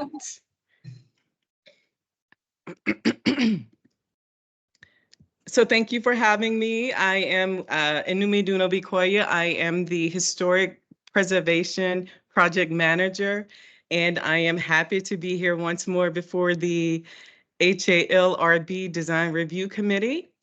And I'd like to talk a little bit about what this project is about. And for the benefit of those who weren't at the meeting in April, I'll just briefly run through an overview of the project, and then I'll get right into the panels. So this is a historic preservation project that we are undertaking as a result of a historic preservation grant that we were awarded through the county earlier in the year, or actually last year now. And it is essentially a project for us to preserve our African American heritage and to highlight the heritage of African people here in Arlington. And it is also a way for us to revitalize our community, make young people and people who are new to the community aware of the heritage that we have and the culture that we share. And also to provide, like I mentioned, with younger people, educational opportunities, not really just for young people, but for everyone.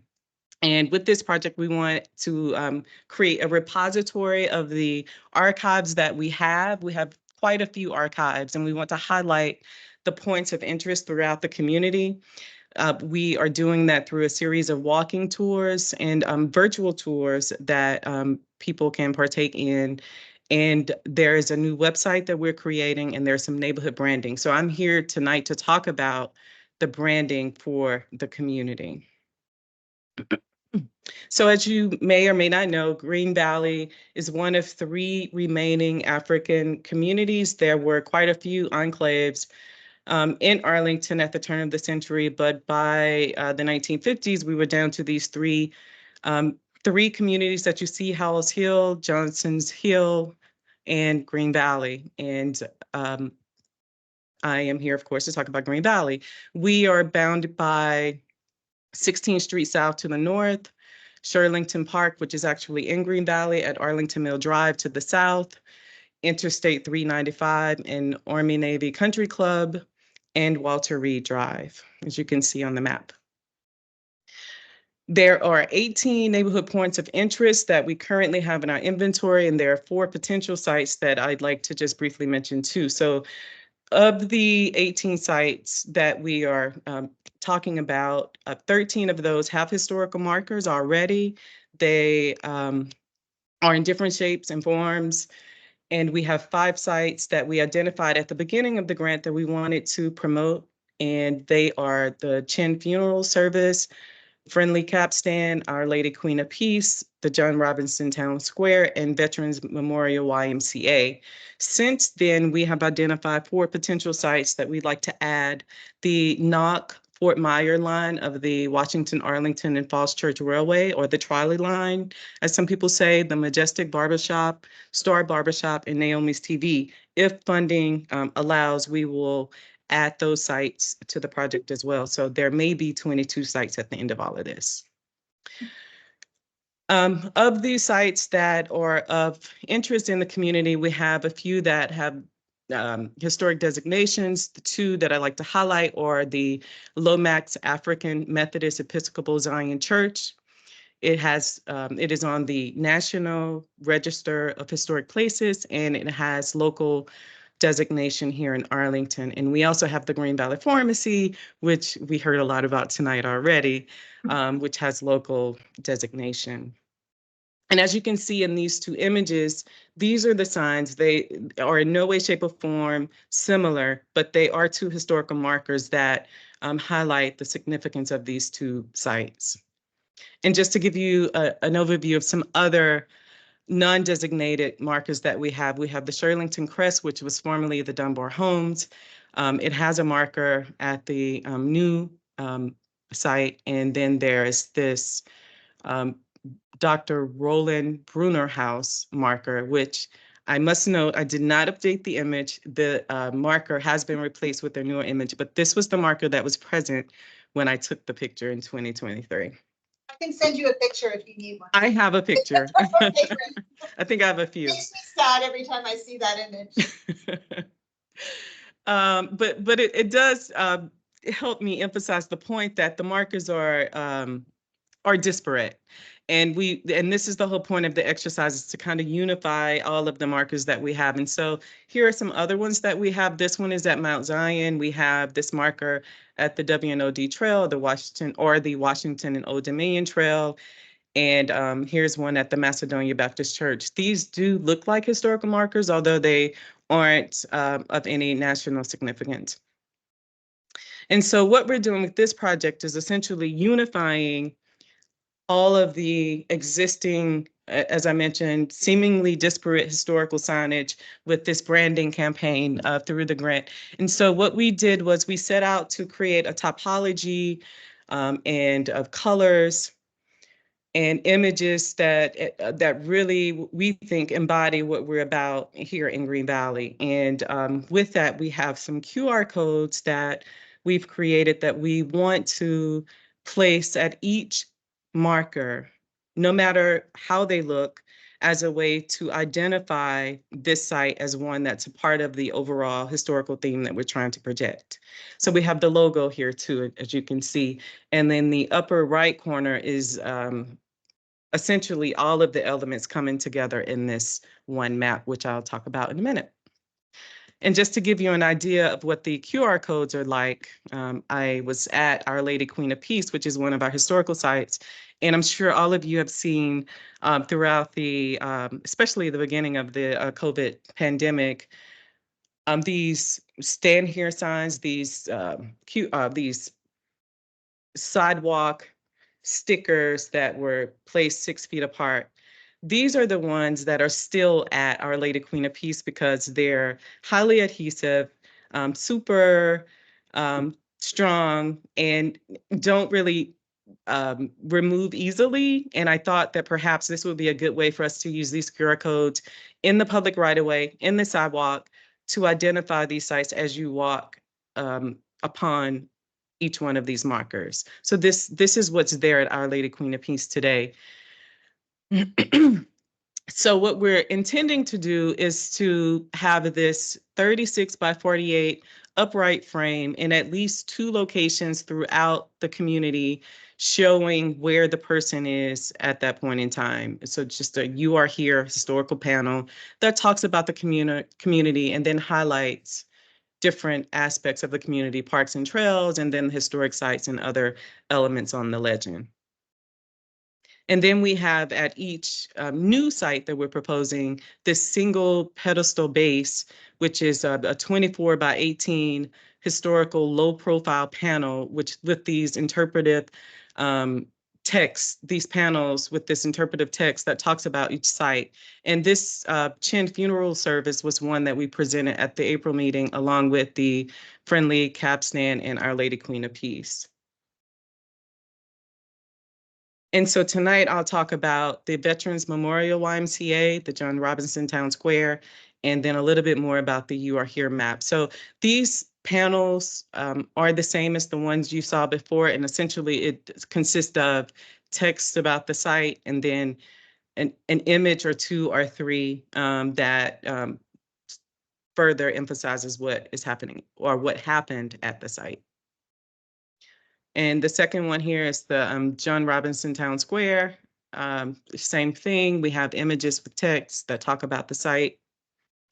And then the third is the You Are Here map, which shows all of the historical sites and then other areas of interest, and then has this information about the community. And from this, we also have other elements that we're talking about too, which include a handbook that can be printed or you can pull up on your mobile device.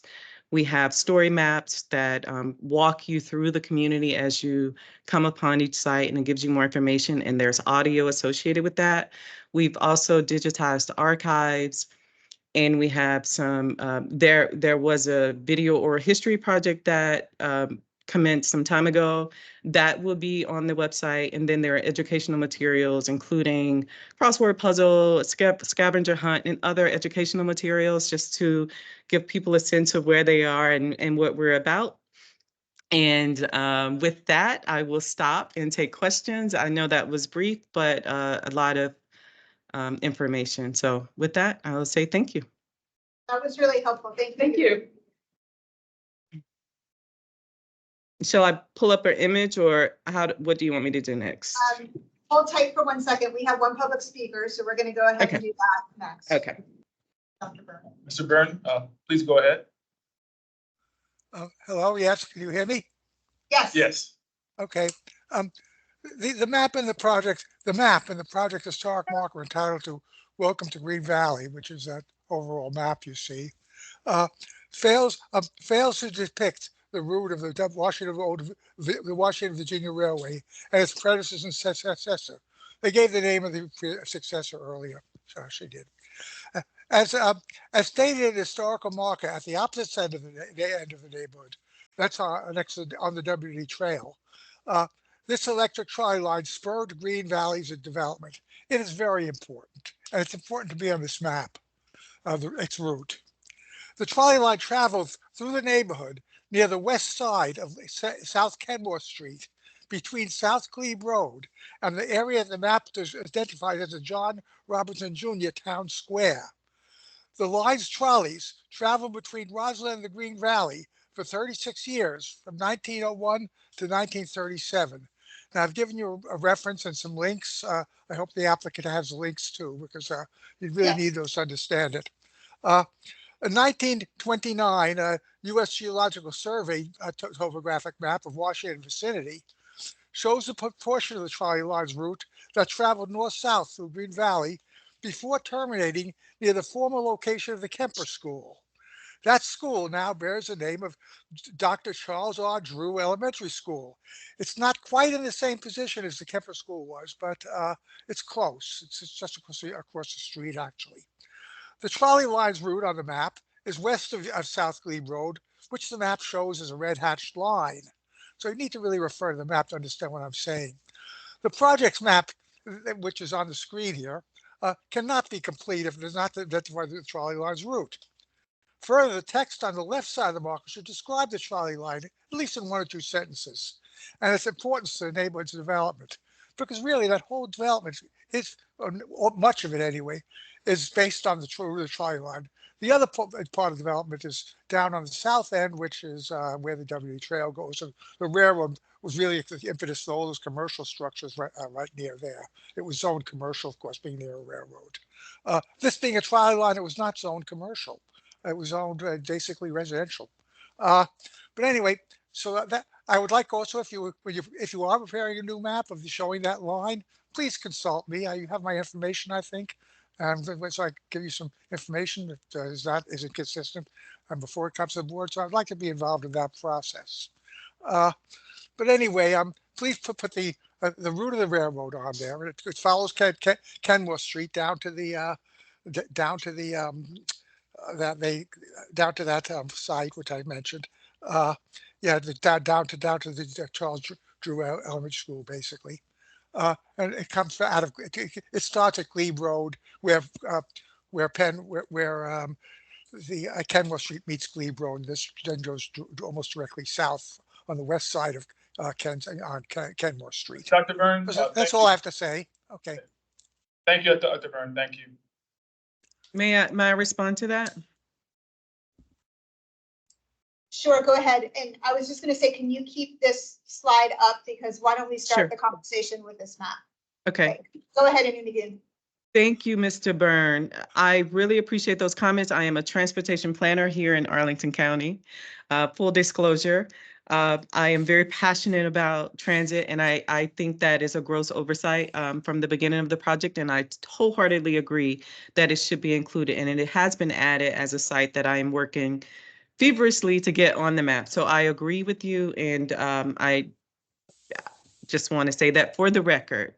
It is an important part of the community. Transportation, specifically was a major driver of how the community was formed and was able to thrive. So thank you. I appreciate the comments. So are there any other commissioners who have big picture comments on this particular panel? Want to share? Yeah, I have one. I've long thought that we should have a historic marker in Green Valley for the home of Roberta Flack. And I was wondering if you had thought about that. I know she's aged now and it may be better to wait because she's not going to be with us forever, but she's, you know, an internationally acclaimed musical artist and perhaps the most famous person to grow up in Green Valley. She is included in our website and on some other historical media that we have archived. She is not included here, but sure, I can take it back. But I do understand the sensitivity in wanting to perhaps not include her at this point, but I will take it back to the committee. Nan, I think I saw your hand up too. Yeah, in reading the first paragraph here about the origins of the community, and I admit I have not lived in Arlington that long, so maybe this is something that everyone else understands more than me, but I just feel like I didn't get the full story. It says it has a long and diverse history beginning in 1719. Then the sentence goes on to talk about a land purchase in 1844. And then it kind of moves forward, but I guess it wasn't what happened in 1719. And then go ahead. And then I was just wondering, Levi and Sarah Ann Jones, were they the first African landholders? And then that is when the community took on that identity? Or I guess I feel like that could be a little bit more fully explained. Okay, I hear you. Yes, 1917 was when the land grant was deeded to two people who were not African. 1844 were when Levi and Sarah Ann Jones, who were both Africans who were enslaved at the Mount Vernon, George Washington estate, were when they acquired property here. And from that point is when it started to evolve into an African community. Yeah, I had actually made the same two comments in my written comments that I submitted before. Yeah, that's quite interesting. And that would be great to maybe just add another sentence or so in there to kind of explain that transition a little bit. Thank you. Any other board comments on this one? Yeah, I had one. One thought I had was that maybe instead of having numbers to denote the parks, perhaps they could be letters maybe, because I got a little bit confused in terms of seeing on numbers, I guess, both in the orange and yellow. So we just change those to letters or more simple. Noted. And then we did from the staff side, there were two comments that we just wanted to share for you to bring back. The first has to do with the key that you have on the right, on the top one that you're referring to as historic sites. Not everything on that list, as you pointed out in your earlier slides, is historic. And so we're wondering if perhaps a different title such as sites of interest would better capture the variety of types of sites, because some are newer, some are older. Okay. That way it's not misleading for people who are unfamiliar with your neighborhood and assuming that all of that is old. So that was one comment. And then the second comment just had to do with the level of detail on the map. We understand the need to highlight all of the individual sites of interest as well as the parks and trails, but wonder if including all the building footprints is making the map a little busy. I think the numbering and the key that you have for all the sites of interest in the parks will pop a little bit more if they can stand out more. And given the level of change and the level of development that's happening, not only in your neighborhood, but countywide, there will come a time when these building footprints will not represent the footprints that you see if you're walking around the neighborhood due to change. And so that was one suggestion that we wanted to make to have you all consider. to kind of simplify what is shown on the map, just to offer a little bit more clarity to the reader, especially to those who are unfamiliar. And then that way you could still call out all of the street names. And then if you do add the location of the trolley line, that's another opportunity for that to pop out a little bit more as well. Don't want to have so much on the map that it's going to be hard to read it. So we wanted to share that feedback. Can I just respond to that? Because I don't really agree with that. There's a lot of that map that doesn't have any numbers or letters on it. And so without those buildings, it would be sort of empty. And I like the fact that you can see all the structures. And if you're walking the neighborhood, you could sort of figure out where you are by counting if you wanted to, if you had the map. I think the buildings give it a sense of scale, and I think the textures really feel residential because it is. I mean, it looks like it. It tells a story by itself. Even if things change, I don't think enough will change that the character of the story would be affected. However, to your point about legibility, well, I don't find that a huge issue. If we were to address it, maybe instead of making it like a stark figure ground, like black on green, if we reduced maybe 70%, so it's more of a like an ash or a gray, might help some of the other ones pop a little bit. But I want to make sure I understand. Sorry, I interrupted, but I just want to make sure I understand. You're saying reduce the transparency to 70%. Is that what you said? Of the buildings? Okay. 70%. No, not everything. Maybe make the buildings a little less dark, just so the numbers pop. But honestly, it doesn't bother me. Well, I like him too. think the thing that you would have to be careful with for that is that then the streets and the buildings have enough contrast. That's fair. No.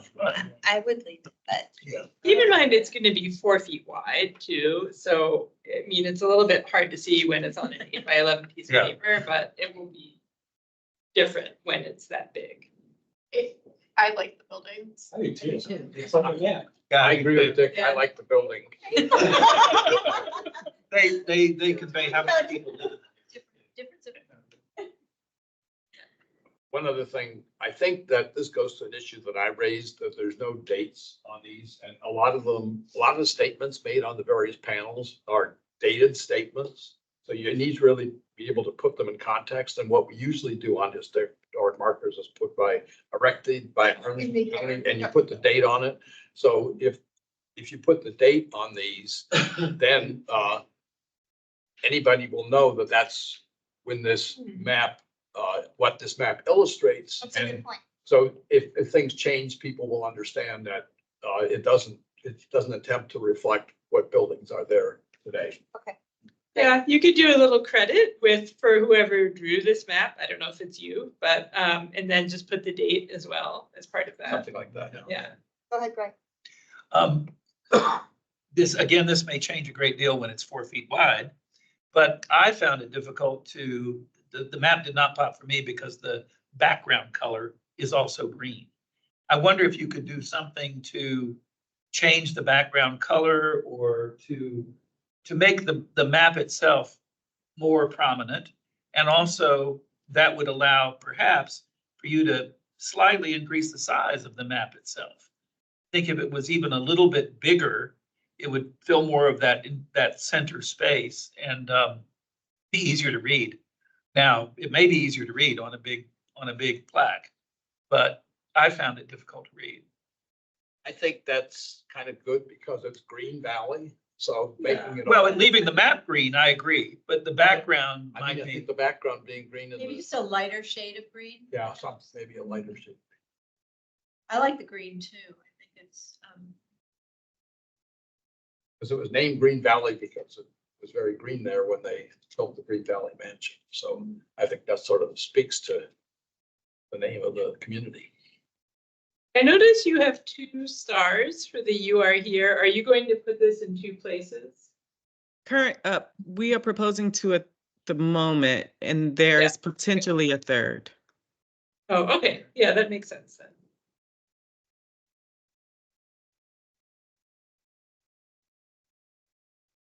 So Inumidun, what is the next slide or the one that was before this? The John Robinson Town Square. So initial thoughts, reactions, big picture comments.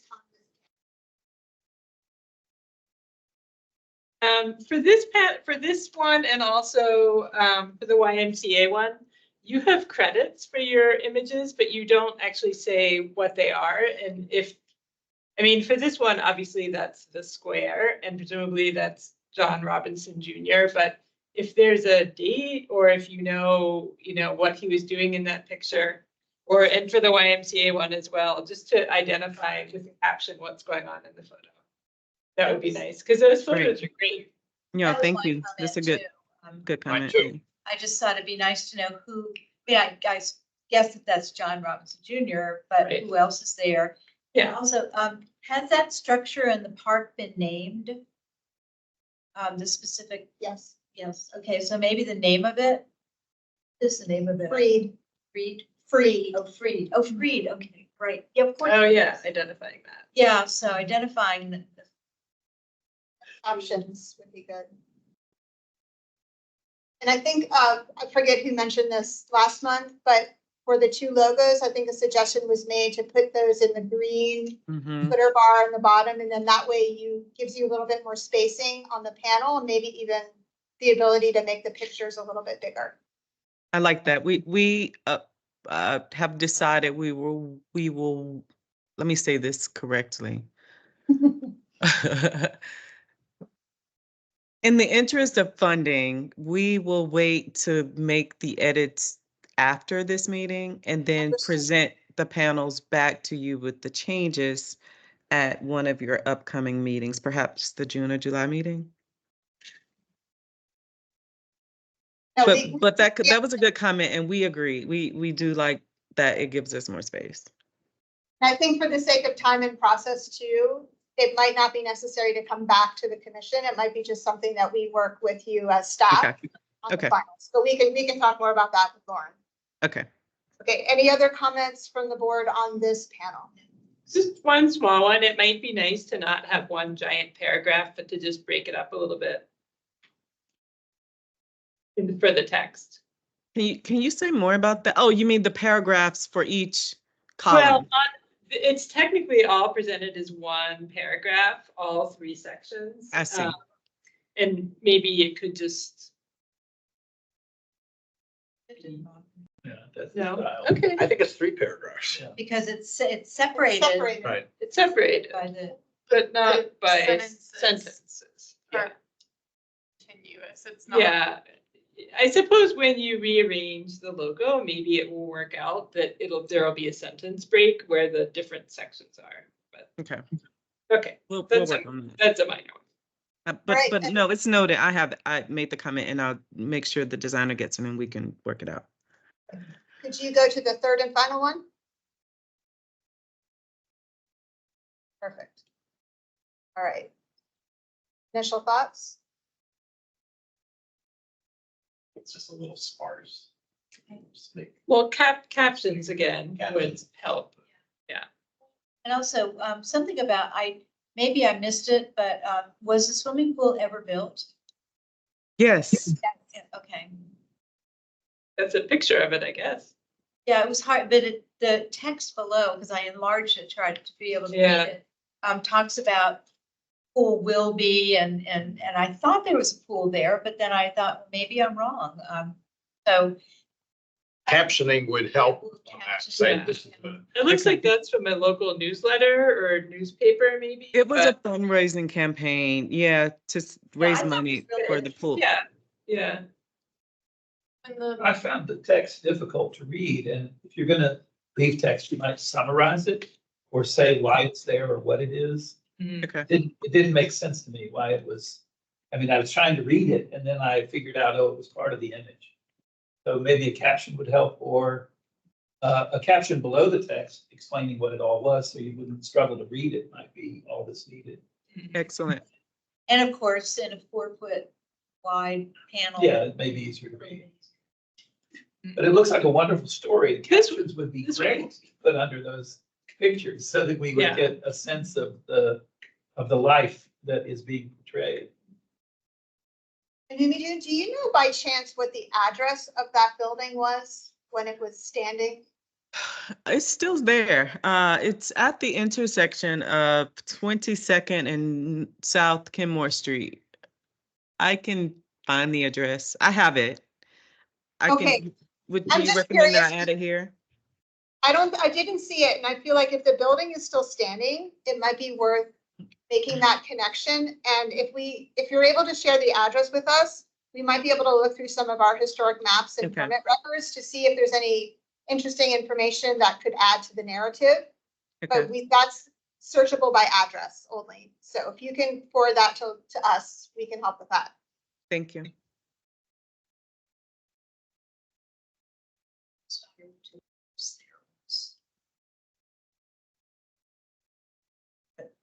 None.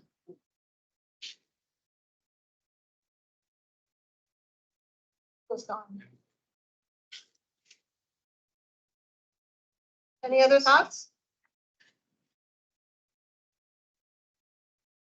Well, you all have been very busy these past couple months. Incredible, Yes, very. impressive amount of work. Yes. Yeah. That's gonna be great. So do you have any questions for us? Do you have the feedback that you think you need? I think I do. Wonderful. All right, well, we as staff will reach out to you in the coming days and we'll update Lauren on what transpired tonight. And then we'll figure out next steps with you. All right, thank you guys Okay. very much. Okay. Thank you. Thanks. All right. Good night.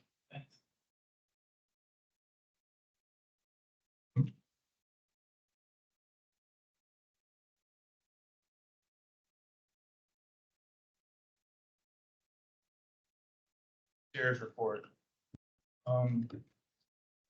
Take a look, let's lead off with aug update. Right, well, I need to do this with Joan. Oh.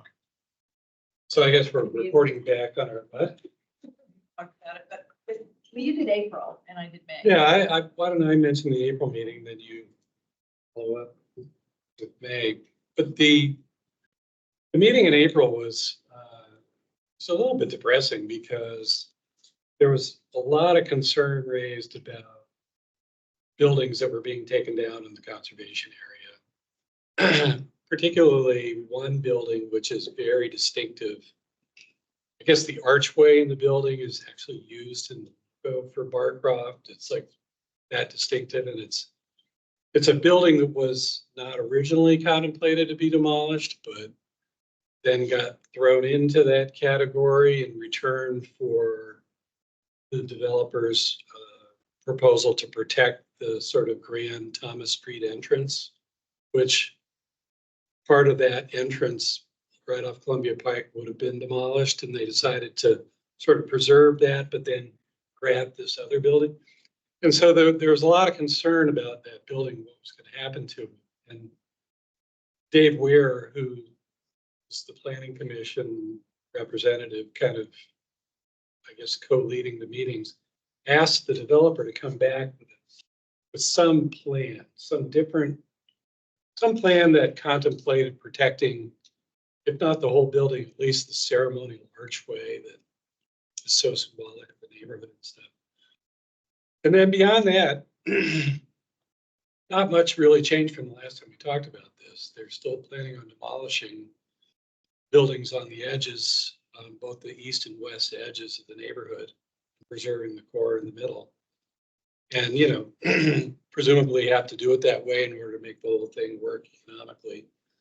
And to preserve the, you know, the below market rate units for the next 99 years or something, I can't remember. 99. Yeah. And so that was the crux of that meeting. Well, they didn't really come back on with anything on the arches at the meeting that I went to, which was Monday. It was pretty much a wrap up of, because it's the last meeting of the working group, unless we're called back for something else. So it was kind of a summary of where things stood. And I wrote up a summary and gave it to Lauren. I didn't bring it with me, so see if I remember what I said. The county staff presented just a summary of what we have, what we're looking at. We're looking at making changes to planning documents. There's the financing plan that requires certain things. There are going to be some land use changes. The Columbia Pike planning documents, one of which is the original one from 2005, and then the neighborhoods plan, which I worked on, which is 2012, talking about conservation districts and that sort of thing, are going to require amendments. Form-based code ultimately is going to, just another planning part of Columbia Pike, is going to require updating the general land use plan and the master transportation plan. Those are the four. The staff talked about the outreach that they had done, the community outreach. They had an online feedback. They also had an open house Saturday the 4th at Barcroft. I was not able to go to that, so I don't really have a sense of what they said. But as a reason, I think they said that, and I don't know if this is just the online feedback or just generally, about a third of Barcroft current residents provided some sort of feedback, and they talked about priorities for what they wanted to see. First one was parking, and there was some discussion at the meeting about this, because if you've ever driven down George Mason Drive, and if you've ever driven, many of the people who live there have businesses of their own, or they work for other businesses, and they have construction vehicles, they have vans, they have trucks, they have food trucks, they have vehicles from their employers, and so those are all parked there, and I can very well understand why that's a concern. But interestingly, the second highest priority was that they wanted to see the historic garden apartment style and feel preserved, and then the tree canopy was one, and they contrasted that with some comments from non-residents. And the non-residents didn't mention preserving the historic Barcroft, but they did mention things like transportation and trees and that sort of thing. The other highlights, I think that's pretty much it from the staff part. There is more. This is all, if you want to go to the Barcroft Land Use website, they have the documents that they presented to us. They were not there for the meeting. They're there now, and I've looked at them. But then the applicant, Jared Lynch, did a presentation. Their land use attorney did all the presentation, and very cleverly done, I have to say, emphasizing that, yeah, we're going to do all this improvement to the open spaces, and we're going to do this, that, and the other, but nothing about that preserving that building or the arches. And they did change their plans to demolish a couple buildings, with the numbers of them, that are adjacent to Columbia Pike that were going to be demolished. Those are no longer going to be demolished. I don't know if they talked about that at your meeting. Those are ones near Thomas Street? They're adjacent to the Pike. So I'm not sure they're that close to Thomas Street, but they may be. Not the commercial buildings on the west side. No, this is more in the middle. Yeah, it's probably the Thomas Street stuff. Could be. I wasn't the street names. That's like the main entrance off. Yeah, so it's probably those. The other concern, I mean, they're talking about all this went on and on about biophilic pathways. And there's this whole biophilic thing, and it struck me, okay, in 3 years nobody's going to be mentioning biophilic anymore, but it is a thing right now, and basically they're trying to improve the experience with nature. They did make some changes. They had proposed these little parks, mini parks, which were, in my opinion, were terrible locations to start with. And so they've moved those. Nobody in Barcroft could necessarily use them. And they did admit that one of them was on the corner of Columbia Pike and George Mason, and that's going to be a commercial space. And so there's going to be possibly a restaurant with sidewalk table seating. And so how do you put a little park there? Well, you can't. And there's not, people think there's all this room. But they have, to their credit, enlarged these parks, and they put them in places that seem to be more accessible to people who actually live in The building heights are tapered to some extent. And they did say that they try to position the height and density where it would have the least impact on the historic buildings. It's a little hard to tell because if you've ever really looked at Barcroft, the topography is really varied. It's kind of, it's not flat actually along George Mason, but when you go to the other side along 4 Mile Run, and I guess one of those streets is called 4 Mile Run Minor, which I never this, that it's pretty steep. And then there's this whole other section of Barcroft that is actually across George Mason from the rest of it. And then I guess part of this this area is the site across George Mason and Columbia Pike that's known as the Penske site. Used to be a Red Barn restaurant on that site. And there was a garden center where I remember my plants years ago, but they're going to actually put something there. I think something in the way of a park because play spaces for children are also something that they were looking at. And that's what residents wanted as well, understandably. They also talked about amenities, and there's this plan to do this amenity center. And right now, there's this entire building that could be demolished, although they're, you know, they've got these, they had these diagonal lines and amount demolished to be determined. And I asked a question about that. And I also suggested that, I also asked about the arches and if they were going to try to preserve them or relocate them somewhere. So I put that out there, whether they do or not. They said, well, I'll think about it or something to that effect.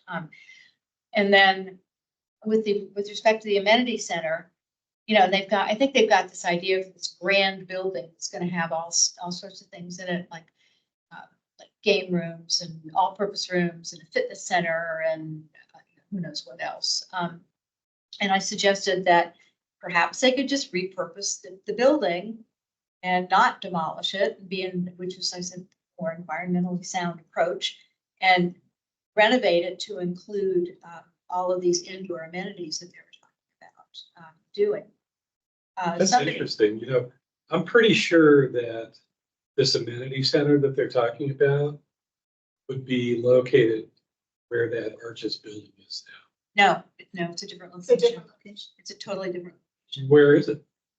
It's actually, as you go in the main, I think it's Thomas Street, because I've got the streets confused. It's in about a block or so. At 12? At 12.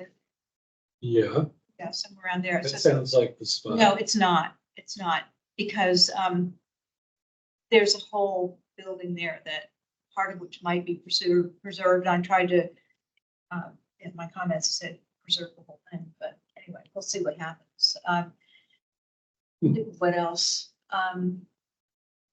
What we've been looking at over the past year for improvements has actually been parts of Barcroft that they're not going to be doing anything about except making maybe some improvements to the courtyards. Although they did say that all the parking for the current buildings was going to stay, because that is a huge concern. Is the parking. And in the new buildings, the parking ratios are what the county prescribes, which are like 0.125 or something like that per unit. So it's not 1-to-1. So, you know, they are, sounds like they are trying to make it, preserve the tree canopy to an extent. I mean, obviously, when you're constructing new buildings, you're going to be taking down trees. And some of these buildings could be 14 feet tall. 14 stories. 14, I'm sorry. Thank you, 14 stories. 14 feet. It's been a long time. Not so bad. It's been a long time. The staff was pretty clever about calling out on the, I think on the west side, That's where. how close the tall buildings would be to the existing buildings because of the topography. Yeah. And how that would look. And it was, the staff did it in a really subtle way, and I think got their message across without being very challenging to the developer about it. But I don't see them changing anything necessarily. Well, to that point, thank you both for your recaps tonight, but also for being part of the land use analysis these past couple months. We really appreciate your support and help. And so I will reiterate what you had said, Joan, about if you're interested in learning more, all of these documents are available on the Barcroft project page online. You can try to find them. You can send the link around so you have it. And our colleagues in the planning division will be coming to the HLRB in June to give you your own summary of the links as part of their engagement before they go to the county board in June. I meant to mention that because they at the end, they had all the stakeholder groups make whatever they want to make comments about. So what I did, and they also are planning to go to the county board in July. And they did say that that the applicant will be submitting its first construction plans summer, so they're not losing any time. Yes. So the 2 months ago, they had another, when the last time I was here, there was a presentation from Barcroft folks. And I haven't studied that project very much since I've come on the board, and I will go and look at the documents. But I guess I was surprised to see them kind of reveal, I felt like they were revealing to us that they were tearing down a third of the, or almost a half of the project, of the current footprint. About 30%. It seemed like a lot. It's a lot more than we would like. And I was very surprised that, I don't know, I thought some of those buildings were in some way protected, but I will read that and see They that were. I'm wrong. They were. They were Okay, until they weren't. okay, and They're part of a conservation district that was part of the original, well, not the neighborhoods plan for Columbia Pike, the 2012 document. And what they're doing is limiting conservation districts. So look at that language carefully, because how much they limited. The lines are changing, getting a little bigger in some areas. I mean, I felt like they were dangling, cornices and entryways Well, they and are. attractive little parks, and on the other side, Still doing that. yeah, but that's all going on, right? Oh, yeah. Don't look at these, not at these. We're taking down 3 blocks. Well, they haven't come to discuss their reconstruction project with us. They are only discussing their renovation work with us. So there will be a lot more to come. So please make a point to be here. For the And if change you have meeting. comments and want to make comments on it, do. I'm too ignorant. I don't know enough about it, but that was just the feeling I had 2 months ago at that presentation. Just thought, You know for a fact that the conservation easement is going to get done for the conservation area. We're working towards that. As far as we know, that is still the plan. I don't have a time frame for you. Does that get done as part of the county board? Piece? Uh, TBD. I think it's TBD. We are working behind the scenes on that. Rest assured. I mean, its affordable housing component is a huge aspect of this, which it should be. Yeah. It is affordable housing right now. It always has been. It always has been, I know. that's what it was built to be. Exactly. Yes, exactly. Promise. Yeah. Hey. Mr. Chair, there was another. Oh, yeah. Chair's report. Oh, yeah, just wanted to quick recap. We had an advisory board chairs meeting with Libby and staff maybe about 2 weeks ago, maybe 3 weeks ago, whatever it was. And the two big sort of takeaways I think that I'd like to talk about tonight was that they just wanted us to sort of highlight or mention that Arlington 2050 visioning initiative. Initially, the initiative is just basically sort of envisioning what you want the county to look like in 2050. So like kind of like, whether it's like sort of preservation or environmental, that's just like whatever that is, there's different portals sort of to like get your ideas out there. One thing is, I guess there's a 2050 postcard that you can write and then I can submit to like a library or somewhere. And I don't have any postcards with me here, but you can also one line and do it. Yeah, that was one thing. The other thing was It's word limited. oh, it is online. Oh, okay. So so if you do the postcard, you can You have actually to do a lot write of type editing to get in whatever you got in mind. Your vision must be Your conserved. vision must be Limiting you to succinct. very, very. Distinct vision. That's your vision. Do a haiku. We're running. Haiku. I like Hopefully it's that. longer than a haiku. It is a little longer than haiku. 2 haikus. Limited vision. There you go. The next one was that there's an advisory group handbook that's also available for review and on comment. And the comment period ends, I think, around June 11th. So that's something that's our online thing. Essentially, I guess that lays out sort of like what what the sort of parameters are for advisory groups. According including HLRB in terms of different sort of like guidelines and our general sort of things like that too. And I thought that was interesting. I'd never seen the handbook before, but so it's pretty interesting, document. It's kind of when I was offering sort of comment on that. So did you say it's being updated and It's- you're it's- taking comments on it? That's correct. Okay. Yeah. I'll We'll look for the link. Yeah. Yeah. That's news to us. Oh, okay. Yeah. Yeah. And there's some other things too that we went over that I think we'll sort of wait for staff to discuss before we discuss that. But nothing that really affected too much. Might be worth our looking at that, because I know they have sometime in the past that want to set up these regulations, and we're established by ordinance, and most of the others are not. Okay, so they wanted to make us do all this stuff that they can't, by these, Okay. it was a county manager's handbook or something. Yeah. like Yeah. that, and Exactly. Yeah. we're not subject to that. Okay. Because we have our separate ordinance, and, our requirement, we're a Easy. Kind of a legal, we're supposed to have real power. Okay, unlike a lot of these other advice commissions that are just advisory. That's good. We'll look for the link and. Yeah. Those are two big takeaways. Yeah. Other than that, that was it. So meeting with Libby in the first. We'll keep it very brief.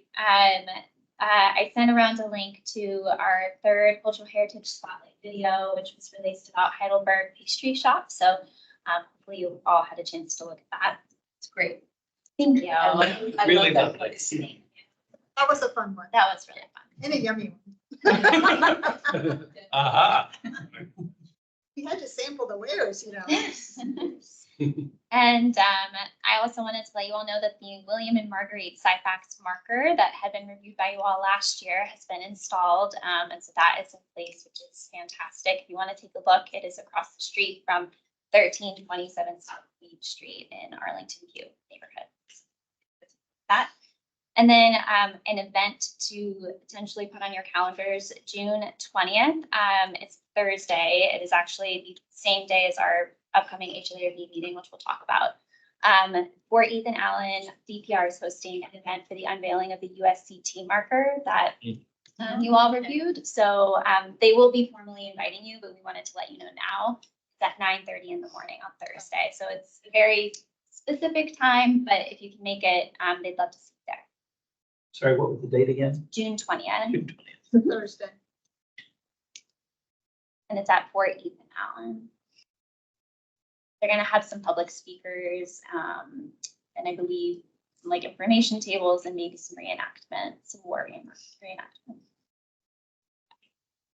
Thank you, Michael. And for those of you who were not here last month and missed this announcement, if you haven't been already, what was formerly the Central United Methodist Church, which then became the Ballston Station site plan, which has since been renamed Unity Homes at Ballston, the building is done.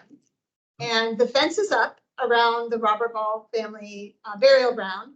And the Jesus Tiffany window has been restored and is now installed and on display in the vestibule. So if you haven't had the time to see it yet, I strongly encourage you to do it. The county did a press release just last week. And so we're excited to finally close that chapter on that 20+ year saga. Long one. 12 years. If you watch local, 23 to be exact. if you watch local news, Cynthia was on the air. I wasn't gonna say that. She did a very good job. Well, the press release was good too. And Yeah. Also done. It's very impressive. Thank you. So please check it out. Let us know what you think. In terms of administrative updates, so we are in the process of getting ready to set up interviews for our vacant historic preservation specialist position. The posting closed last week and we've been reviewing applications like crazy people, trying to get that all done. And so hopefully within the next couple of weeks, we'll be able to get the interviews done and a candidate selected and a job offered. So we will keep you posted on all of that. And then just wanted to say something briefly about the budget. Thank you again, Omari, for coming to one of the recent budget work sessions with the county board and making a case to support the preservation program's budget. They voted in April for the new FY25 budget, which will go into effect on July 1st. And as part of that approved budget, there is $100,000 that has been allocated specifically back to our program so we can begin the update to our historic resources inventory. So we will be working on a scope. I don't think that will cover everything that is done, but we'll be able to at least start it. And so we were very grateful for their commitment to that project, and they understood the needs for it. So we don't have all of our consultant money restored, however, but we do have this one line item that we can do for something that we is a high priority in our new plan. So I wanted to You have a plan for moving forward for the with the HRI? HRI, we need to be fully staffed first. First things first. I have a draft scope of work that I've been working on and off for years. And now that we know that the money is coming to us, I have to phase the project in such a way that we can figure out how to break it up a little bit. And then we will put that out to bid and then hopefully get started in the next couple months is the plan. What does the end product look like, do you think? So there's going to be, I think, a few different steps that are going to be needed. We need to digitize all the data. We need to correct the data. To say Colonial Village is one building address, we all know is incorrect because it's dozens and dozens of buildings. So we have to do a lot of general. There's quite a few buildings that have been protected that need to be identified as such. There's quite a few buildings that have been lost, and those need to be moved to the demolished category. So there's some general housekeeping that needs to be done, and that's where we're going to start. And try to, if the budget allows for this initial round, to be able to better connect the existing data with GIS. So it's more than just our team being able to use it. You all would be able to look things up. Developers could look things up. Property owners could use it more easily than you can now. So eventually, I think a future goal would be to expand the HRI into different categories. Also potentially look at cultural significance, not just architectural significance, but that would require a resurvey, that would require additional research. So that's kind of futuristic thinking, but we want to start with the essential basics first. So you're talking about phase one. This is phase one. No, this project, this Green Valley project is a step in that direction because I mean, maybe one or two of the historic markers that we reviewed tonight talks about the changing of Green Valley. Yes. Okay, and I actually think we should be a little bit more specific about that, but I don't know exactly. I know why they're not specific because I don't know if they know what to say in a way that, you know, it's very sensitive, okay, because it's Green Valley is like 30% black. It's becoming less black by the day. And so it's good to have these historic markers to, to commemorate this history. Maybe, but anyway, so what you're saying is the cultural history is just as important as Yes. architectural history. And some of these things tonight that we're talking about is really more cultural history. So the markers that we reviewed are different markers we typically put up for places and buildings. They're about people. And when we created the HRI over a decade ago, it really was with the mindset of being able to protect historic buildings. And I think the HRI has helped us do a lot of that, especially through site plans where we've been able to get preservation easements. But the more our program has evolved, the more the preservation field has evolved. It's not, as we've said on and on, during our planning process, it's not just about the architecture. We have to be able to bring in the stories and the people to that. And so the HRI is a perfect place to start doing that. So the last thing I do want to mention, as Michael alluded, so the regular meeting date for the June HLRB falls on Juneteenth, which is a county holiday. So we had proposed to the group, I think 2 months ago, that we were going to move the June date by 1 day. So instead of meeting on the 19th, we would meet on the 20th, which is a Thursday. So I want to do a quick poll to make sure we can have an in-person quorum on that date, or else there's a lot of business that we won't be able to get done for June. So does anyone know that they absolutely cannot attend on that date? Katie knows that she cannot attend. She let me know already. Okay, and Rebecca, you said no either. Yes.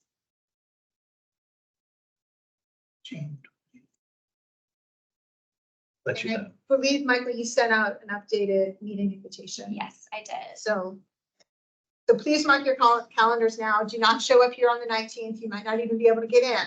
And then you'll realize, oh, it's tomorrow. And that was all we had for the second. That. Adjourn. Thanks, everybody. Yeah, I want to mention, if you want to see another Tiffany window, also see the show that I'm currently costuming. St. Mark's in DC, Capitol Hill has